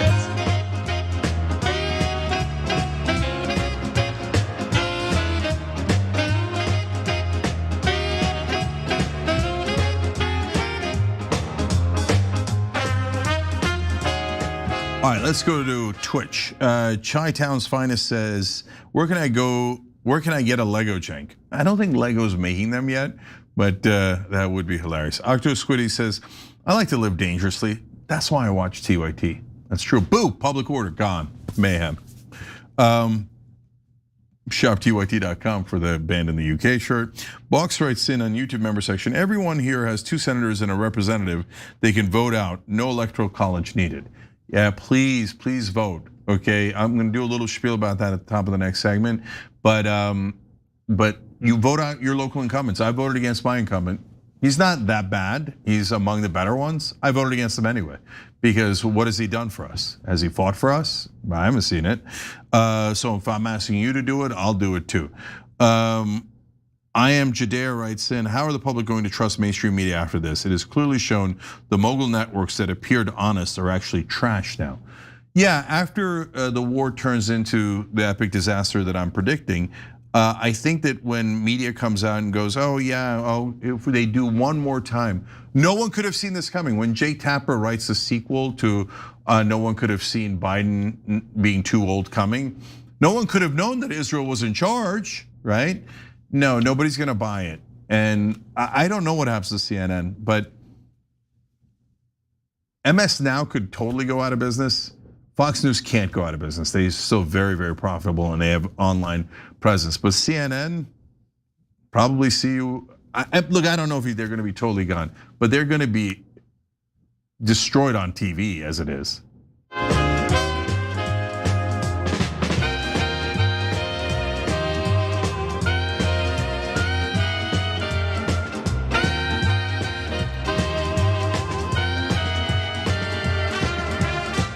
All right, back on TYT, Cenk and Anna with you guys. This is election day, by the way, here in California and a couple other states. But California is a huge one. If you live in California, Tom Steyer has an actual anti-corruption plan that I really love. Please elect someone that's anti-corruption and doesn't take corporate PAC money, foreign government money, etc. So if you're in California, Governor Tom Steyer. Then if you're in San Francisco, Shoykat Chakrabarti, AIPAC is attacking him in 18 different ways. We need him in badly. He's one of the leaders of the populist progressive movement, Shoykat in California 11. Audrey Denny is a great candidate in California 1, that's in Northern California. She's part of the rebellion. And if you wanna know the rebellion candidates, rebellionpac.org, rebellionpac.org. And then the last two are Amar Kampa-Najjar in Southern California. Again, AIPAC and the Israeli lobby has spent over $2 million trying to defeat him. He's half Palestinian, so they have to try to eliminate him. So that's in California 48. And finally, Ro Khanna, of course, in Silicon Valley. And he should coast to victory, but make sure you go out and vote for one of the very, very few Americans left in Congress. Ro Khanna is also up in a primary today. All right, Anna. All right, we've got a big update on Trump's $1.8 billion slush fund. And I gotta say, this update shocked me. I did not expect this. Let's get into it. I very much disagree with the idea that the American taxpayer is indignant about the fact that a victim of weaponization, okay, a victim who suffered, whether it was legal fees, lost a job, had their life turned upside down in a way that was not appropriate. If it was appropriate, there should be no compensation. And that's why we have 5 commissioners who will take a look at it. But I do not think the American people have issues with that. To the contrary, I think they do want their tax dollars spent on things like that. After President Donald Trump decided to sue the government he represents because of the fact that his tax returns had been leaked, he made a deal with the government he represents, the DOJ in particular, and the deal would be that he would be able to create a $1.8 billion slush fund that would lack any and all transparency and allow for individuals who were so-called victims of lawfare to benefit from the taxpayer funds that would make up the $1.8 billion slush fund. So January 6th rioters would be able to apply for it. How they would get approved by it wouldn't be transparent at all. And it raised a lot of concerns, including among Republicans, which is why it appears that congressional Republicans have now defeated the plan to create this $1.8 billion slush fund. So Cenk, before I give you the details, what do you think about this? I think that this is the best sign there is that Trump is losing his power. So if the Republicans thought Trump was going to help them in these upcoming midterms, they would have authorized this deeply corrupt, disgusting slush fund. But since they're not authorizing it, that means for the Republicans in the midterms, which is great news for everyone else.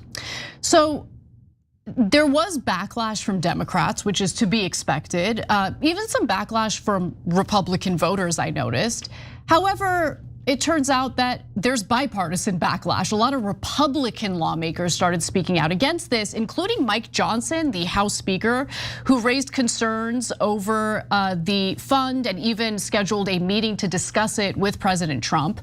The pushback came to a head during a Senate Republican conference meeting last month, in which senators voiced their concerns with the fund to Todd Blanche, who's the acting Attorney General. Senators said the closed-door meeting grew intense. Members expressed frustration, according to CBS's reporting on this, about the fund and its timing, which ultimately led GOP leaders to scrap plans to vote on funding for the Department of Homeland Security's immigration enforcement agencies. And according to CBS, Democrats threatened to force a vote on this fund, putting Republicans in a pretty difficult situation and position as they tried to move forward on funding for DHS. With some of their members likely to join Democrats in opposing the program, Senate Republicans had considered putting guardrails on the fund into the DHS bill itself, or otherwise finding avenues to dictate how the fund would operate and who might receive payments from it. Some also wanted to prevent those who assaulted law enforcement on January 6th, of course, from being compensated. And to be honest, that was one of my biggest concerns. Rewarding individuals who carried out assaults against sworn officers on January 6th or otherwise. But the actual idea of dropping the fund came after two federal judges weighed in on the matter. So US District Judge Lonnie Brinkema temporarily blocked the Justice Department from moving forward with work on the new $1.7+ billion anti-weaponization fund, including making any payments. And the judge's order prevents the DOJ from taking any further action pursuant to the creation or operation of the program to ensure that no funds are irreversibly distributed from it. It covers the transfer of money to the fund, consideration of any claims submitted, and disbursement of any payments. So you've got Republican lawmakers weighing in on it, rejecting the idea, and now you also have a US district judge weighing in on it and halting it entirely. In addition to the judge's ruling, US District Judge Kathleen Williams, who was the judge in charge of the original lawsuit that Trump brought against the IRS over his leaked tax returns, also announced that she would be launching an inquiry into this matter. Yes, so look, it's a rare win for us, and it goes to how deeply unpopular Donald Trump is. Otherwise, he would have the power and the leverage to push this through and get himself paid. But it's a beautiful win, and it also portends Republican losses in the midterms, so it's doubly good news. Now we got to go to breaking news.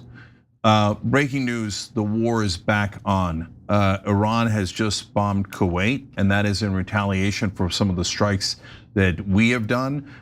So bombing now has started back and forth in the Persian Gulf and in the Strait of Hormuz. So let me give you updates from Drop Site News. They're reporting this right now.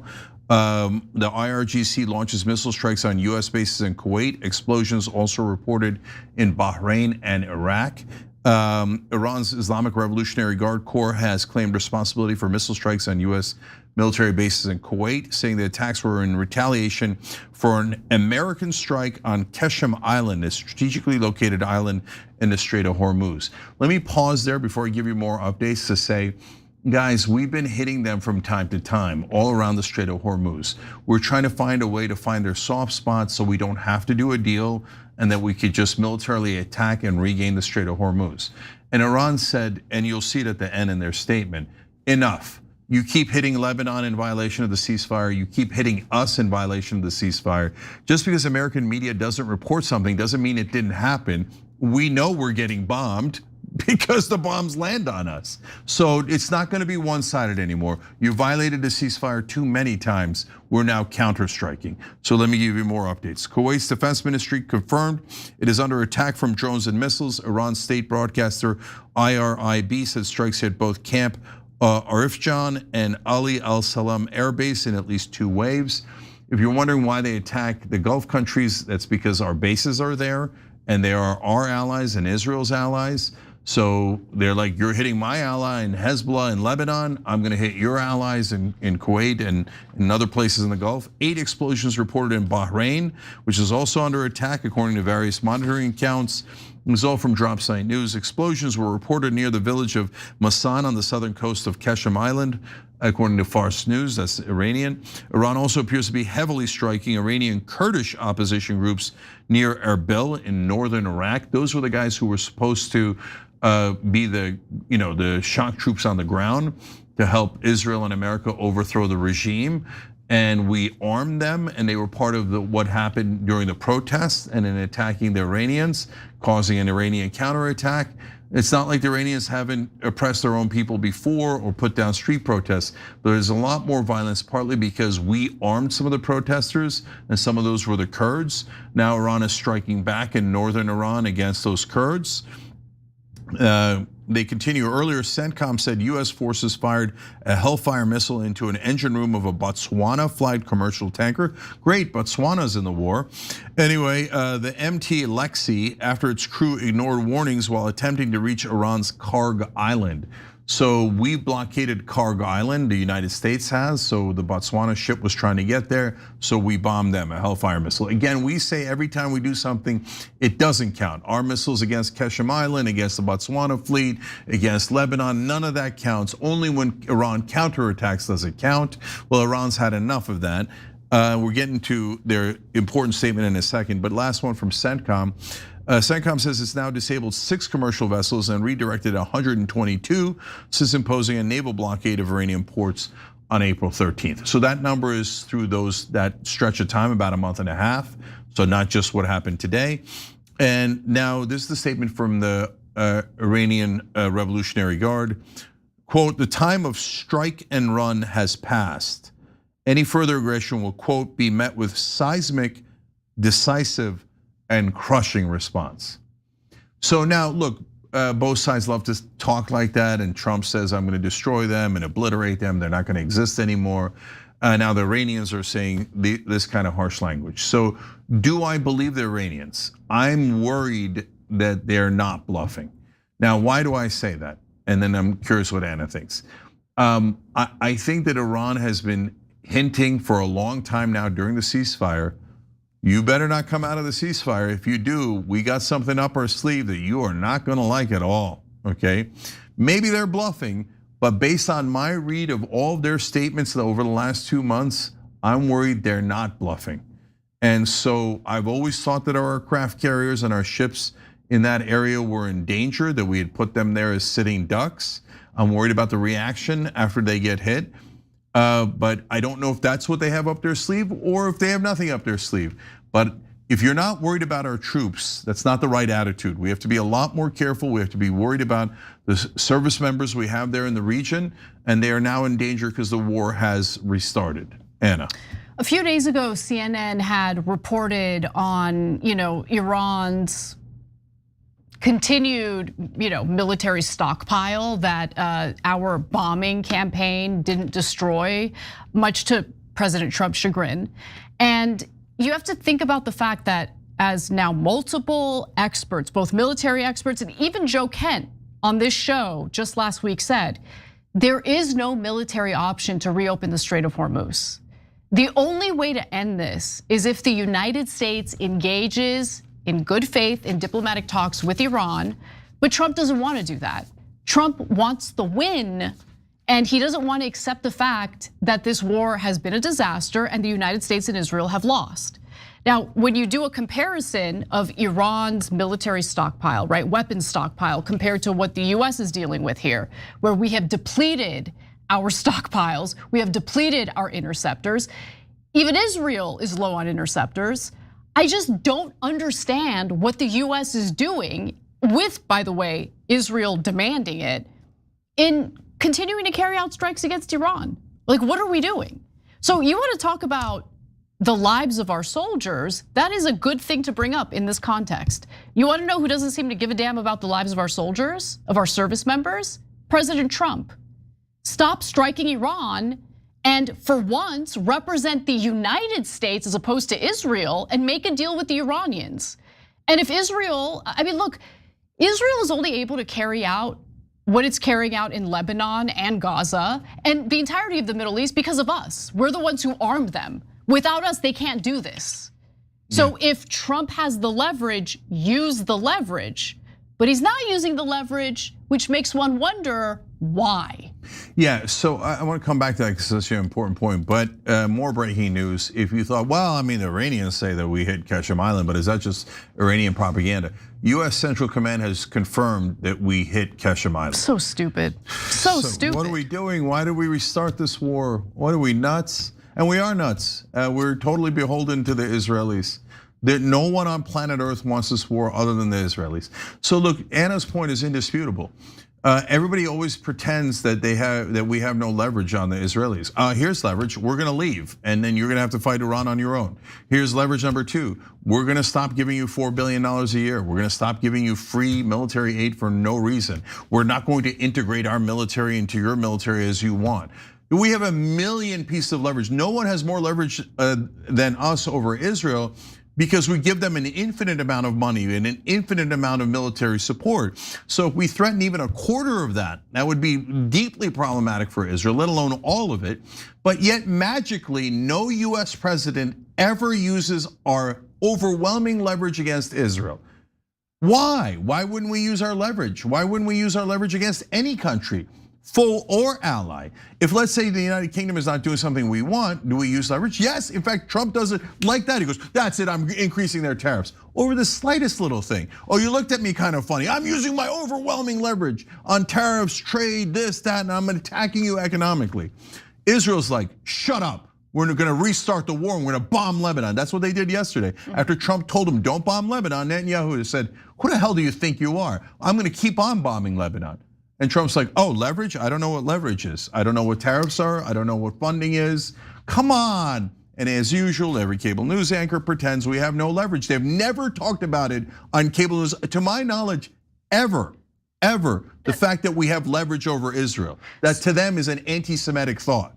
So just to be very specific on what I was referencing earlier in regard to CNN's reporting, 3 days ago, they reported that Iran has now officially unblocked 50 out of the 69 tunnel entrances that the United States struck, leading to the missile facilities that Iran has. So in other words, Iran has regained access to the vast majority of their so-called missile facilities, which the US had bombed in an effort to block the entrance to those facilities.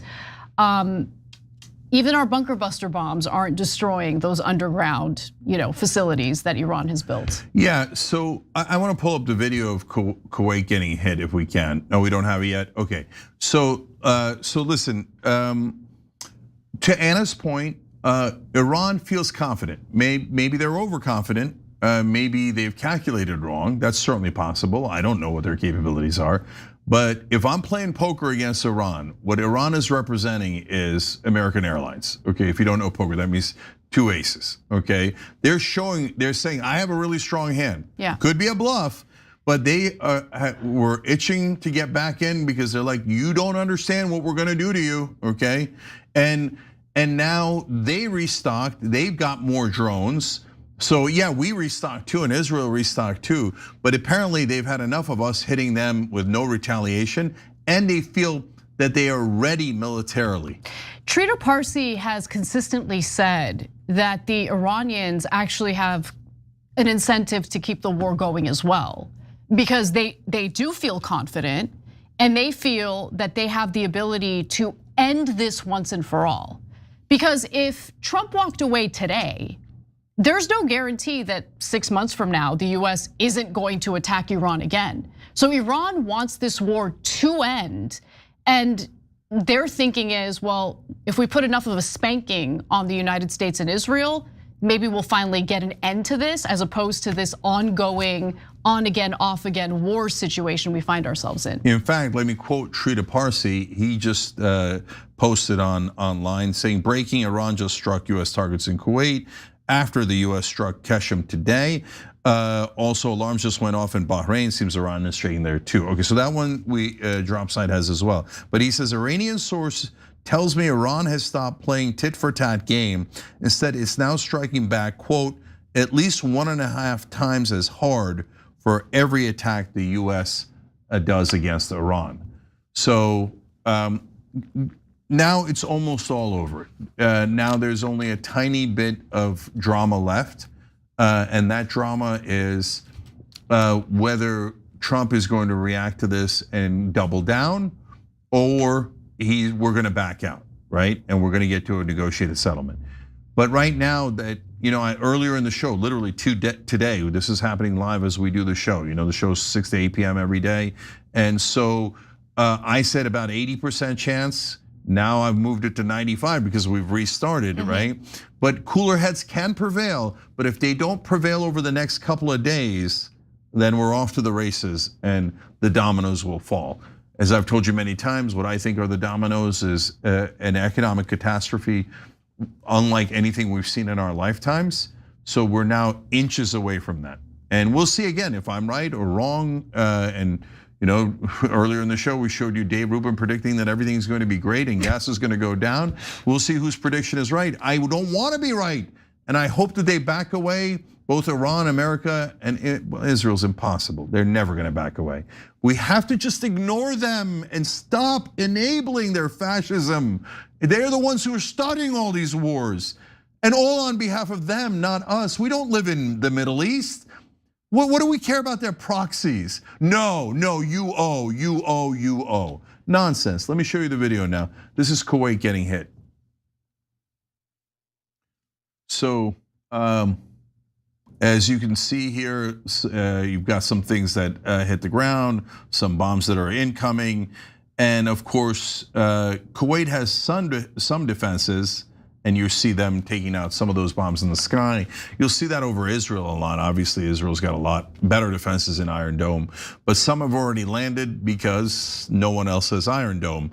So whatever interceptor missiles they have are limited. So that is part of why Iran strikes the Gulf too, because it's easier to get hits in the Gulf. It's very hard to get hits in Israel because of Iron Dome. Plus, America has most of its defenses surrounding their beloved Israel. So all of our missiles also go to protecting Israel. And remember, striking Gulf countries that carry or have US bases is also a way of Iran essentially pressuring these countries to stop hosting US military bases. So yes, and that's where our bases are. So and they didn't need to be targets until Israel started this war. Okay, we're gonna take a quick break here, guys. We're gonna continue. Well, we'll tell you in a minute what we're going to do in regards to this breaking news. So come right back.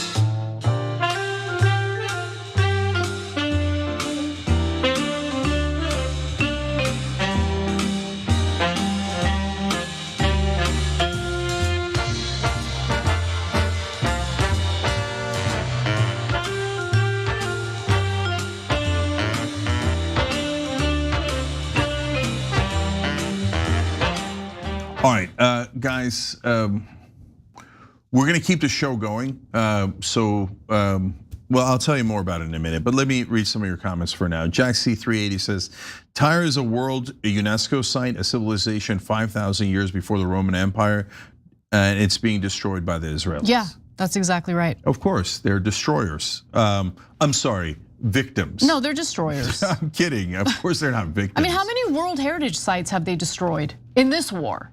Yeah. In this war, in Iran, in Lebanon. I mean, they. How many churches, how many mosques, how many hospitals, how many schools? And I can't stop. I'm so sorry, guys. But every time I think about everyone in mainstream media saying that they're the victims, come on, are there no bounds of decency and reality? How can you be so painfully deluded that you think, oh, well, the terrorists had to destroy the schools and the hospitals in double taps? Don't Bork says, I will continue to scream that they fully want the whole of Lebanon and Gaza. They will force Syria into taking in all the people they don't get to kill. There's a lot of truth in that. Greater Israel includes all of Gaza, all the West Bank, all of Lebanon, all the way up to Turkey. And they are lunatic fascists at this point, and everyone knows that.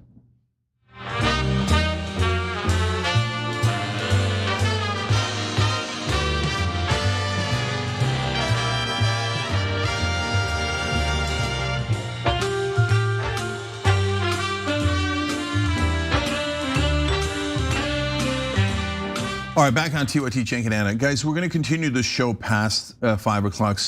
You know how much I love Operation Joy, but we're gonna have to cancel today because the war has restarted. So we're gonna look for breaking news as we do the show, but we're gonna give you more stories as things develop. So here's one we were planning about, Ben Shapiro. If, guys, if you can do the split screen with me and Anna in the boxes, if you can't, it's not that important. Actually, forget it. Let's just start it for now. So here's Ben Shapiro talking about me and Hassan being banned from the UK.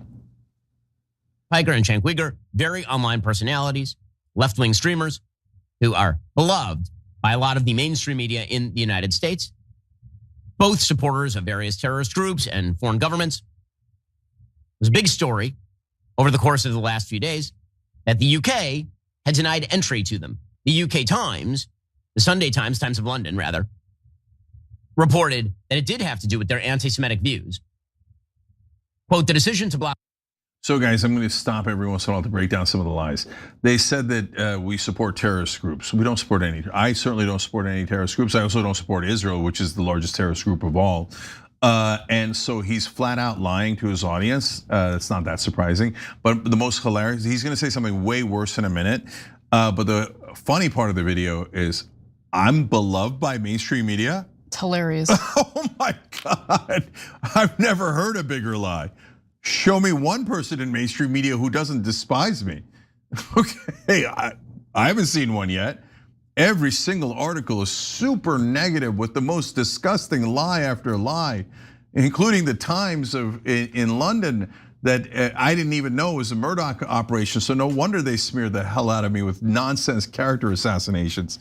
So already you have two massive lies there, but he's about to get much worse. Had denied entry to them. The UK Times, the Sunday Times, Times of London rather, reported that it did have to do with their anti-Semitic views.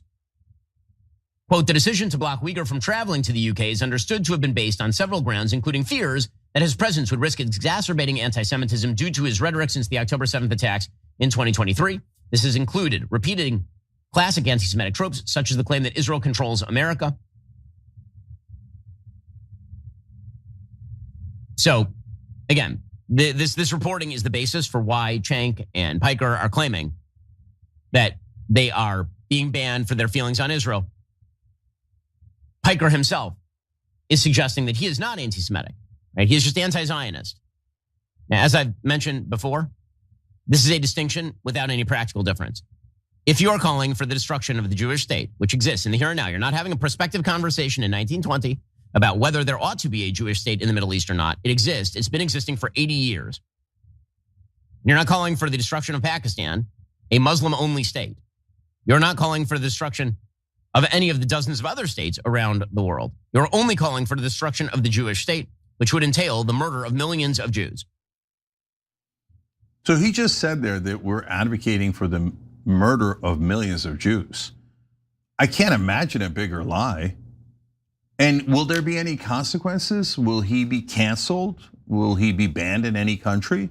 No, he's going to be welcomed with open arms. And by who? Mainstream media, who nonstop writes glowing articles about Ben Shapiro. Do you know to this day, the morons in mainstream media write as if Mark Levin and Ben Shapiro are the actual right wing, and Tucker Carlson and Megyn Kelly and Sean Ryan and others are fringe characters on the right who are no longer relevant. Now, the reality is the exact opposite. Ben Shapiro has almost no audience left, and those guys have massive audiences. So, but mainstream media, they love him, they love his lies, so he will never be canceled by anyone for saying that outrageous lie. If I said, hey, Ben Shapiro wants to murder millions of Muslims, people would say, how dare you, what a lie, he has no credibility, never allow him on air, never have him near a politician. And Ben Shapiro does this disgusting lie, and there'll be nothing that comes out of it. Well, what's his other option, Cenk? His other option would be to engage in the substance of what you actually have to say and debate on those grounds, and he can't do that. Yeah. He can't do that. It's that simple, because Ben is placed in a position, he has placed himself in a position of having to defend the indefensible. So since he can't do that, he's just gonna make up that Cenk is calling for the death of Jewish people. No, that is not what he's ever called for. It's just ridiculous, man. I don't know what else to say. Their only argument, and they say it in different ways, but it's essentially always the same argument, is you hate Jewish people, even when there's absolutely no evidence of that, because he can't engage the substance of Cenk's arguments. Yeah, so I'm just gonna break it down a little bit further. So he says, well, there's no difference between anti-Zionism and anti-Semitism, but wait a minute. There are a lot of Jews who are not Zionists. In fact, there's now a lot of Jews who are anti-Zionist. Well, Ben doesn't consider them Jews. So, well, okay, then you could just call them anything you want. No, but they are still Jewish. But who made you the Jewish Pope? So why are you more Jewish than my Jewish friends? Well, because I love the death and the genocide that Israel's causing more. No, that doesn't make you more Jewish. I would argue that it makes you less Jewish. The real Judaism is compassionate, has stuck up for other people during the civil rights movement, during so many others, taking care of the disadvantaged. And Ben Shapiro says, no, the real face of Judaism is death, destruction, war, and genocide that Israel is doing. I can't imagine anything more anti-Semitic than him claiming that that represents all Jews. So it's not remotely true, it's not factual. And are there Zionists who aren't Jewish? Yes, there might be more Christian Zionists than there are Jewish Zionists. So no. Why does he do that purposely wrong and false conflation between Israel and all Jews in the world? Which, by the way, is deeply dangerous to Jews across the world, because governments do terrible things, not just the Israeli government. If you attach a religion to any government, that is dangerous. Luckily, the world doesn't really think that Saudi Arabia is a Muslim state that represents all Muslims. But if they did, I'd be screaming from the rooftops, they don't represent us. They're just a government trying to protect themselves, having nothing to do with the rest of the Muslim world. That's also true of the politicians in charge of the Israeli government. But Ben Shapiro doesn't want to admit that, because if he does, then he can't hide behind Jewish civilians. So he wants to be able to say, you're not allowed to criticize Israel, because if you do, then you're an anti-Semite and you should be canceled, and no one should get to hear your facts, because I have no answer for your facts. So I'm just trying to shut them down. One last thing as part of that. He said, now if you're an anti-Zionist, that means you want Israel destroyed. No, it doesn't mean that at all. All it means is you want democracy.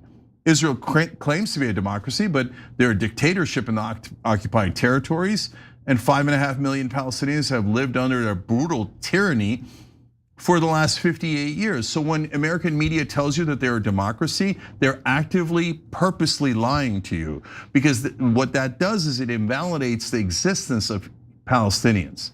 It makes them less than human, saying, oh, there's a democracy in Israel proper, so the fact that they're occupying all these people is irrelevant because the Palestinians aren't real humans. So no, we're not trying to destroy Israel. I've said 1,000,000 times I don't want civilians getting hurt on either side at all, ever. And I want a free and independent Israel and Palestine, and I want them to be perfectly safe. But it doesn't matter what we say, guys. You could hear us say the same thing 200 times, and a Zionist like Ben Shapiro is gonna come out and lie about us anyway. And no one's gonna correct him in media, no one's gonna care, and there's gonna be no consequences because our entire media infrastructure is built around supporting Israel. It's insane. I'm genuinely shocked by it. And then look at the last thing he mentioned in the middle there. He said earlier, they say that they got banned for criticizing Israel, but that's not true at all. It's because of their anti-Semitic statements. And then he looks and looks and looks. Well, it's because they said that Israel controls America, and we think saying anything about Israel is anti-Semitic by definition. So it was about Israel. It was about our criticism of Israel. And does Israel give to 94% of Congress? Yes. Are they the #1 lobby in the last election cycle that gave the most to Congress? Yes. So we are right and he is wrong. That's why he has to say anti-Semitism. And oh my God, they want to murder. And guys, last thing. The people they terrorize the most is actually not us and not the average American. It might seem like that. No, they terrorize Jewish people more than anyone else. Because if you believe what Ben Shapiro is saying, you're gonna quake under the blankets the whole time. They're gonna kill us all. They're gonna kill us all. They're about to kill us. They're about to kill us. The whole world hates us. We have to attack them first. What is that? That's a psychotic attitude. I get the trauma of Jewish people in history. Holocaust happened, the pogroms happened. I understand where it comes from. But today, Israel is not a little victim. Israel has Iron Dome nuclear weapons and the biggest military and has attacked 7 of their neighbors and committed a genocide. They're not victims. And claiming that they are and getting every Jewish person, it doesn't work on all Jewish people, but trying to get every Jewish person to be worried about their lives. We're gonna die, everyone hates us, we're all gonna die. That's the kind of propaganda that Ben Shapiro does to protect Israel, which poisons the minds of anyone who listens to it. God forbid you think it's true, because if you think it's true, it's much worse for you than for us, because we know it's lies. My God, I mean, what would you do if you thought that someone was going to kill millions of people? You might want to attack them, right? And that's exactly what Ben Shapiro wants. Okay, so we have more news and we're looking for more breaking news about the war. And by the way, the elections are also happening. But I say- Let's take a brief break, please. Let's take a brief break, and then when we come back, we'll give you a little bit more news.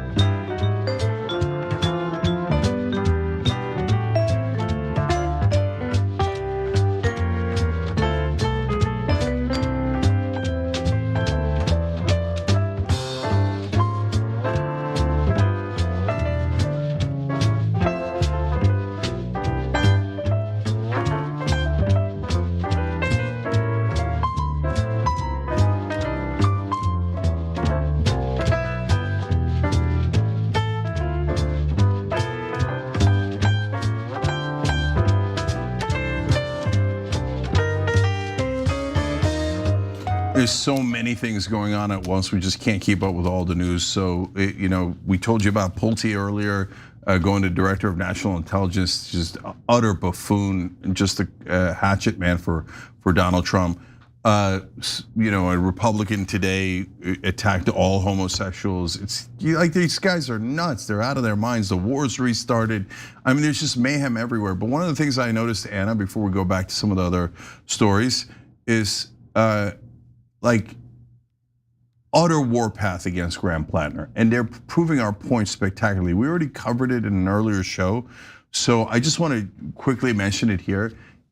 I look at a website that covers like cable news. Oh my God, every cable news station is attacking Graham Plattner. Almost everyone, the anchors and Republicans and Democratic politicians all going out, all calling him a Nazi. Nazi, Nazi, Nazi, Nazi, Nazi, Nazi, Nazi, okay? So no, then you're telling me Israel doesn't control? Are you kidding me? What is this concerted massive attack, including from Democrats, MS Now anchors, everyone in unison calling the one guy who's now could get into the Senate and is opposed to Israel, all of a sudden everyone's calling him a Nazi. No, get the F out of here, man. So, okay, what is this? Are the conspiracy theories true? What's going on here? Because this is just over the top. No, they're gonna get caught, man. This war, once it gets out of hand, people are gonna be furious with our government, with Israel, and with our media. And I'm gonna lead that parade because this media effed us. They screwed us so hard. Lie after lie after lie, always attacking anyone who would represent real Americans who are outsiders who want to do something, and they love the insiders. And then these effing liars pretending to be objective my whole life, I loathe them. All right, let's do more stories. All right. Iran is announcing that they have launched strikes against Saudi Arabia and the UAE. Earlier, they had launched strikes against US military bases in Bahrain and also Kuwait. And this is in response to US strikes against Iran, including vessels transiting through the Strait of Hormuz. All right, we're at 98% of going over the cliff. And I don't mean like re-engaging in the war that's already happened.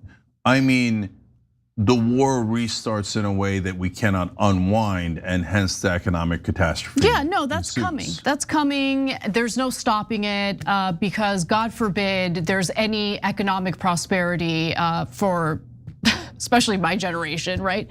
So we are headed toward a global depression, and when the global community is furious about it and furious toward Israel because Israel is the one that dragged the United States into this war against Iran. That is what's leading to the global economic meltdown. But any criticism against Israel will just be blown away, blown off as nothing more than it's anti-Semitism. It's anti-Semitism. It couldn't be that people's livelihoods are currently being destroyed or the inflation that people are dealing with as a result of this war. It couldn't be because of any of that. No, I tell you, look, if somebody calls like Nick Fuentes or people who speak against Jews specifically anti-Semites, I get it, and I'm fine with it, and I agree. But you see someone on television calling someone an anti-Semite without evidence of them actually saying anything against Jewish people, understand that person is a piece of crap who's lying to you, manipulating you, and doing it on purpose to help Israel. It's disgusting. So no, they're gonna get caught. They're gonna get caught big time by the American people. So things that haven't happened in your lifetime are about to happen. So we'll see. By the way, guys, look, I'm doing this. I checked the markets. They're closed now, but there's post-market trading. You know the morons are buying right now? They heard that the war restarted and they're still buying. The Dow's not at 50,000, it's at over 51,000. Over 51,000, it keeps going up. So I am telling you that all of Wall Street is wrong. I'm telling you that they're utter fools and that market is gonna crash. Now let's see who's right and who's wrong. And if I'm right about that, and every cable news anchor was wrong, and minus Sorkin on CNBC was saying the same thing, And every cable news anchor was wrong about the war and how catastrophic it's gonna be and how it's definitely Israel that's driven us into it, then you'll know. And remember, everyone who told you this war was gonna be easy and that there weren't gonna be any economic problems. Those are the people that are your enemy because they lied to you on purpose to create this catastrophe for a different country. All right, Anna, let's do more stories. All right, let's do the last one. I want to do F tomorrow. Okay. All right, let's go to G, guys, if you don't mind. Okay. I admire Joe Kent and am grateful that he made a point when he left of like saying why, but I personally would much rather have him on the inside. I'd much rather have Tulsi Gabbard on the inside. If Tulsi Gabbard hadn't been on the inside, would we have had a public airing of the assessment is they are nowhere near having a nuclear weapon? If Mark Wayne Mullen had been in that job, do you think he would have said that? Or do you think he could have been manipulated by the White House before that testimony to say something else? Well, the new acting director of national intelligence will not be Mark Wayne Mullen, thankfully. It's going to be someone even worse than that because President Donald Trump has decided to appoint Bill Pulte, a real estate developer with absolutely no national security or intelligence experience whatsoever. And that's going to be the person replacing, at least temporarily, Tulsi Gabbard in the office of DNI. Yeah, they're making a mockery of our government. So who is this rando? And he's gonna be in charge of national intelligence? To me, it has a couple of components, Anna. Yeah. One is we don't care about running the government well at all. We don't care about you guys. We don't care if we miss a threat because Donald Trump decided to put his shoeshine boy as head of director of national intelligence when he doesn't know a single thing about intelligence. The second thing it tells me, Anna, is they're thinking, what difference does it make? We get all of our intelligence from Israel anyway. Well, look, you might think that Trump is exaggerating by referring to Pulte as Trump's shoeshine boy. But Cenk isn't exaggerating. What did I say? Trump. Ooh, that hurts. Okay, sorry about that. Misspoke, obviously. No, but it's not much of an exaggeration once you learn how Trump got to know Pulte in the first place. So let's get into the details. So while Pulte, by the way, currently serves in the Trump administration in a completely different role, okay? So he intends to continue in his role as the director of the Federal Housing Finance Agency and chair of Fannie Mae Freddie Mac. Now, did he have any experience with the regulatory world? No, of course not. Pulte had no government experience before Trump appointed him to lead the Federal Housing Finance Agency. Shortly after arriving at the agency, he began to gut it, firing sizable chunks of the boards of both and appointing himself as chair. Now, if you're wondering, well, what is this guy's background?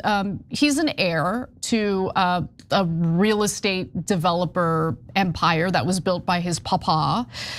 He's the clown, by the way, who also floated the idea of a 50-year mortgage, which Trump decided to put out there and received a lot of backlash, including from his own base, over the suggestion that, hey, house prices are a little expensive. Maybe we do 50-year mortgages as a solution.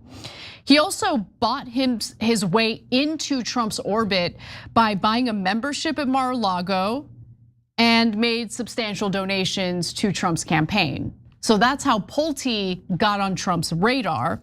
The Wall Street Journal reported last year that some call him Little Trump. White House officials reportedly told staffers at Trump's golf club in Virginia not to let Pulte catch the president unattended. And so in announcing Pulte as the new acting DNI, Trump wrote the following on Truth Social. William has deep experience managing the most sensitive matters in America and safety and soundness of the markets, and over $10 trillion at Fannie Mae Freddie Mac, a substantial increase from where it was just 12 months ago. Okay, so explain to me how this guy is qualified to be the director of national intelligence, which, to be clear, would be leading and overseeing 18 separate intelligence agencies. that, by the way, have a $115 billion budget. How is he qualified for that? But there's more. So he is, again, the heir to his family's residential development firm, Pulte Group. He also previously founded a private equity firm, of course he did, called Pulte Capital. And he sure is a Trump loyalist, and that's probably why he was appointed to the interim DNI. Pulte has used his housing agency post to encourage prosecutions of the Republican president's perceived political enemies, accusing New York Attorney General Letitia James and California Senator Adam Schiff, both Democrats, and Federal Reserve Governor Lisa Cook of mortgage fraud. Those accusations and attempted prosecutions have gone nowhere. So for instance, a federal grand jury has refused to indict Letitia James in this DOJ prosecution. Officials have not brought charges against Schiff, who denies the allegations made against him.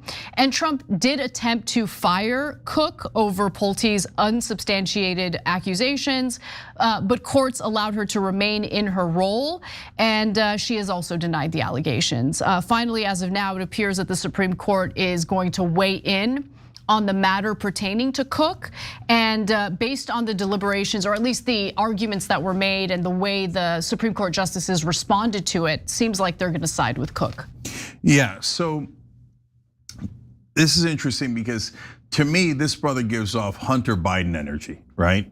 So Hunter Biden is both a Ukrainian gas expert and a modern artist, right? So Bill Pulte is both an expert on housing and national intelligence? Absolutely, Cenk. What is he, a polymath? He's a Leonardo da Vinci? He's like, oh yeah, I'm great at science and art. No, he's great at dumbass ideas. He's great at telling Trump what he wants to hear, whereas Tulsi Gabbard made the mistake of briefing Congress on something that was accurate, which was that Iran was not building nuclear weapons. That pesky fact got in the way of Trump's plans, so she got frozen out. Yeah, so Pulte gave him the two dumb ideas that Anna told you about. Hey, let's go after all of your political opponents based on flimsy charges that'll never stand up. If like he told me that, I'd be like, wait, number one, that's deeply immoral and corrupts the American government. Number two, it's not gonna work. So no, idiot, right? Trump instead was like, so they tried it and it didn't work and he was humiliated. But he's like, oh, I like you, you're loyal. And you come up with super dumb ideas. So dumb, I like them. So the second one was the 50-year mortgage. And Trump got humiliated by it. The right wing rose up in anger over it, let alone the left and independents. Yeah, everyone who wants to have a 50-year mortgage. Is that so you literally, you can never pay off your house. You're forever indebted. The banks not only control your house and you never get to own it, but then you pay interest and way more interest. So the banks make more money. It isn't to help you, it's to help his donors that are bankers, right? Won't someone think about the poor banks? Oh, the poor banks. The poor bankers. So Pulte comes in, he's like, oh, I'm a donor and I'll kiss your ass and I have super dumb ideas. Trump's like, manna from heaven. How do I, you know what? I don't know, if he keeps going, Trump might put him in charge of something else too. I wouldn't be surprised. Look, right? Trump isn't interested in listening to anyone about anything. Trump wants to be surrounded by people who just nod along to his ideas and to what he wants to do. Remember, there's only one person who gets through to Trump. One person who's really the boss of Trump, and that's Benjamin Netanyahu. Everyone else can just shut up and nod their heads. That's what this is. Yeah, and Netanyahu trumps Trump. So when Netanyahu's in the room, Trump's like, oh yeah, it's a good idea to attack Iran, right? They can't close the Strait of Hormuz, right, Bibi? And they won't attack our Gulf neighbors or our bases in the Gulf at all, right, Bibi? He's Netanyahu's Bill Pulte. And Netanyahu's like, good boy, good boy. I'll put you in charge of America and maybe even Greenland. Trump's like, oh my God, I'm gonna be in charge of Greenland too. So, well, these two dumbasses have found each other and now, one of them is the director of national intelligence and housing, and the other one is the president of the United States and commander in chief. So God help us all. Yeah, a little concerning that this guy's gonna have access to pretty sensitive information. Yeah. So guys, before we go, I'm going to tell you one last absurdity because as we're doing this, as we told you, the war is restarted. So I went and checked a bunch of news sites to see how they're covering it. And New York Times doesn't really seem to have it up yet. Nothing, yeah. Yeah, so that's okay, that's understandable. They're a little bit slower sometimes. And so no big deal there. I went to CNN, I'm like, oh, they don't have it either. And I scrolled and scrolled, they do have it. I guess they think it's not that important. They have it like buried. Like, oh, by the way, we hit Qasem Island and Iran has struck back against all the Gulf countries, but nothing to see here. Really? That's super weird. Maybe they're still playing this game of like, no, none of this counts until Israel tells us the war. And no, in this case, not really Israel. Like until an official government person tells them the war is back on, they're like, oh no, the war's not back on. We just get to hit them and violate the ceasefire. Oh, and now they're violating. Okay, no, don't worry. Tomorrow we'll write an article about evil Iran breaks ceasefire, right? But okay, but why aren't you guys realizing that the war is back on? And I think they're just stenographers and they haven't gotten a note yet from the US government, so they're afraid to write it. Global food So a third of the world's fertilizer transits through the Strait of Hormuz. Fertilizer is necessary for farmers to grow the food we rely on. So there was expected inflation when it comes to food prices in response to this war. And now global food price inflation is accelerating. Thailand's white rice prices surged 20% in May, the biggest monthly increase in data going back to 2008. What happened in 2008 again? The benchmark used for Asian rice prices has surged 26% since April to $480 per ton, while Chicago rice futures jumped 15% last month. So a couple of weeks ago, we were telling you that tomato prices here in America had already gone up over 40%. So, and this is the tip of the iceberg. Iceberg straight ahead. So guys, we're gonna go now, but I'm gonna give you live updates on the elections in California and New Jersey. So watch this channel, we'll give you more. And we'll give you live updates on the war when we have them. But I'm gonna need you to buckle up and brace for impact. We're right, the rest of the media is wrong. A giant disastrous war is headed in our direction, and it will cause an economic calamity. And as always, when I say these things, I say, I hope to God I'm wrong, and we'll come back and tell you either way, whether we were right or wrong, and you'll all see it with your own eyes. So, all right, God help us all. Don't freak out too much. Let's see how things develop. We'll get through it. Dark times lead to light times, and we're gonna get super dark here, and that's what happens before you get to the light. So hang in there, hang in there. We gotta go through the darkness to get to the light, okay? So 2028 is everything. We're gonna need to be a cohesive unit here because people are gonna start to freak out is my guess. I don't know if I'm being alarmist, but all the indications are disasters ahead. So everybody root for me to be wrong. Okay guys, much love. Sorry we couldn't do Operation Joy today because of the war. Which I don't know, we'll certainly do it again next week. But for now, we love you guys. No old school tonight, but I will give you updates on the election and the war. All right, we'll see you tomorrow.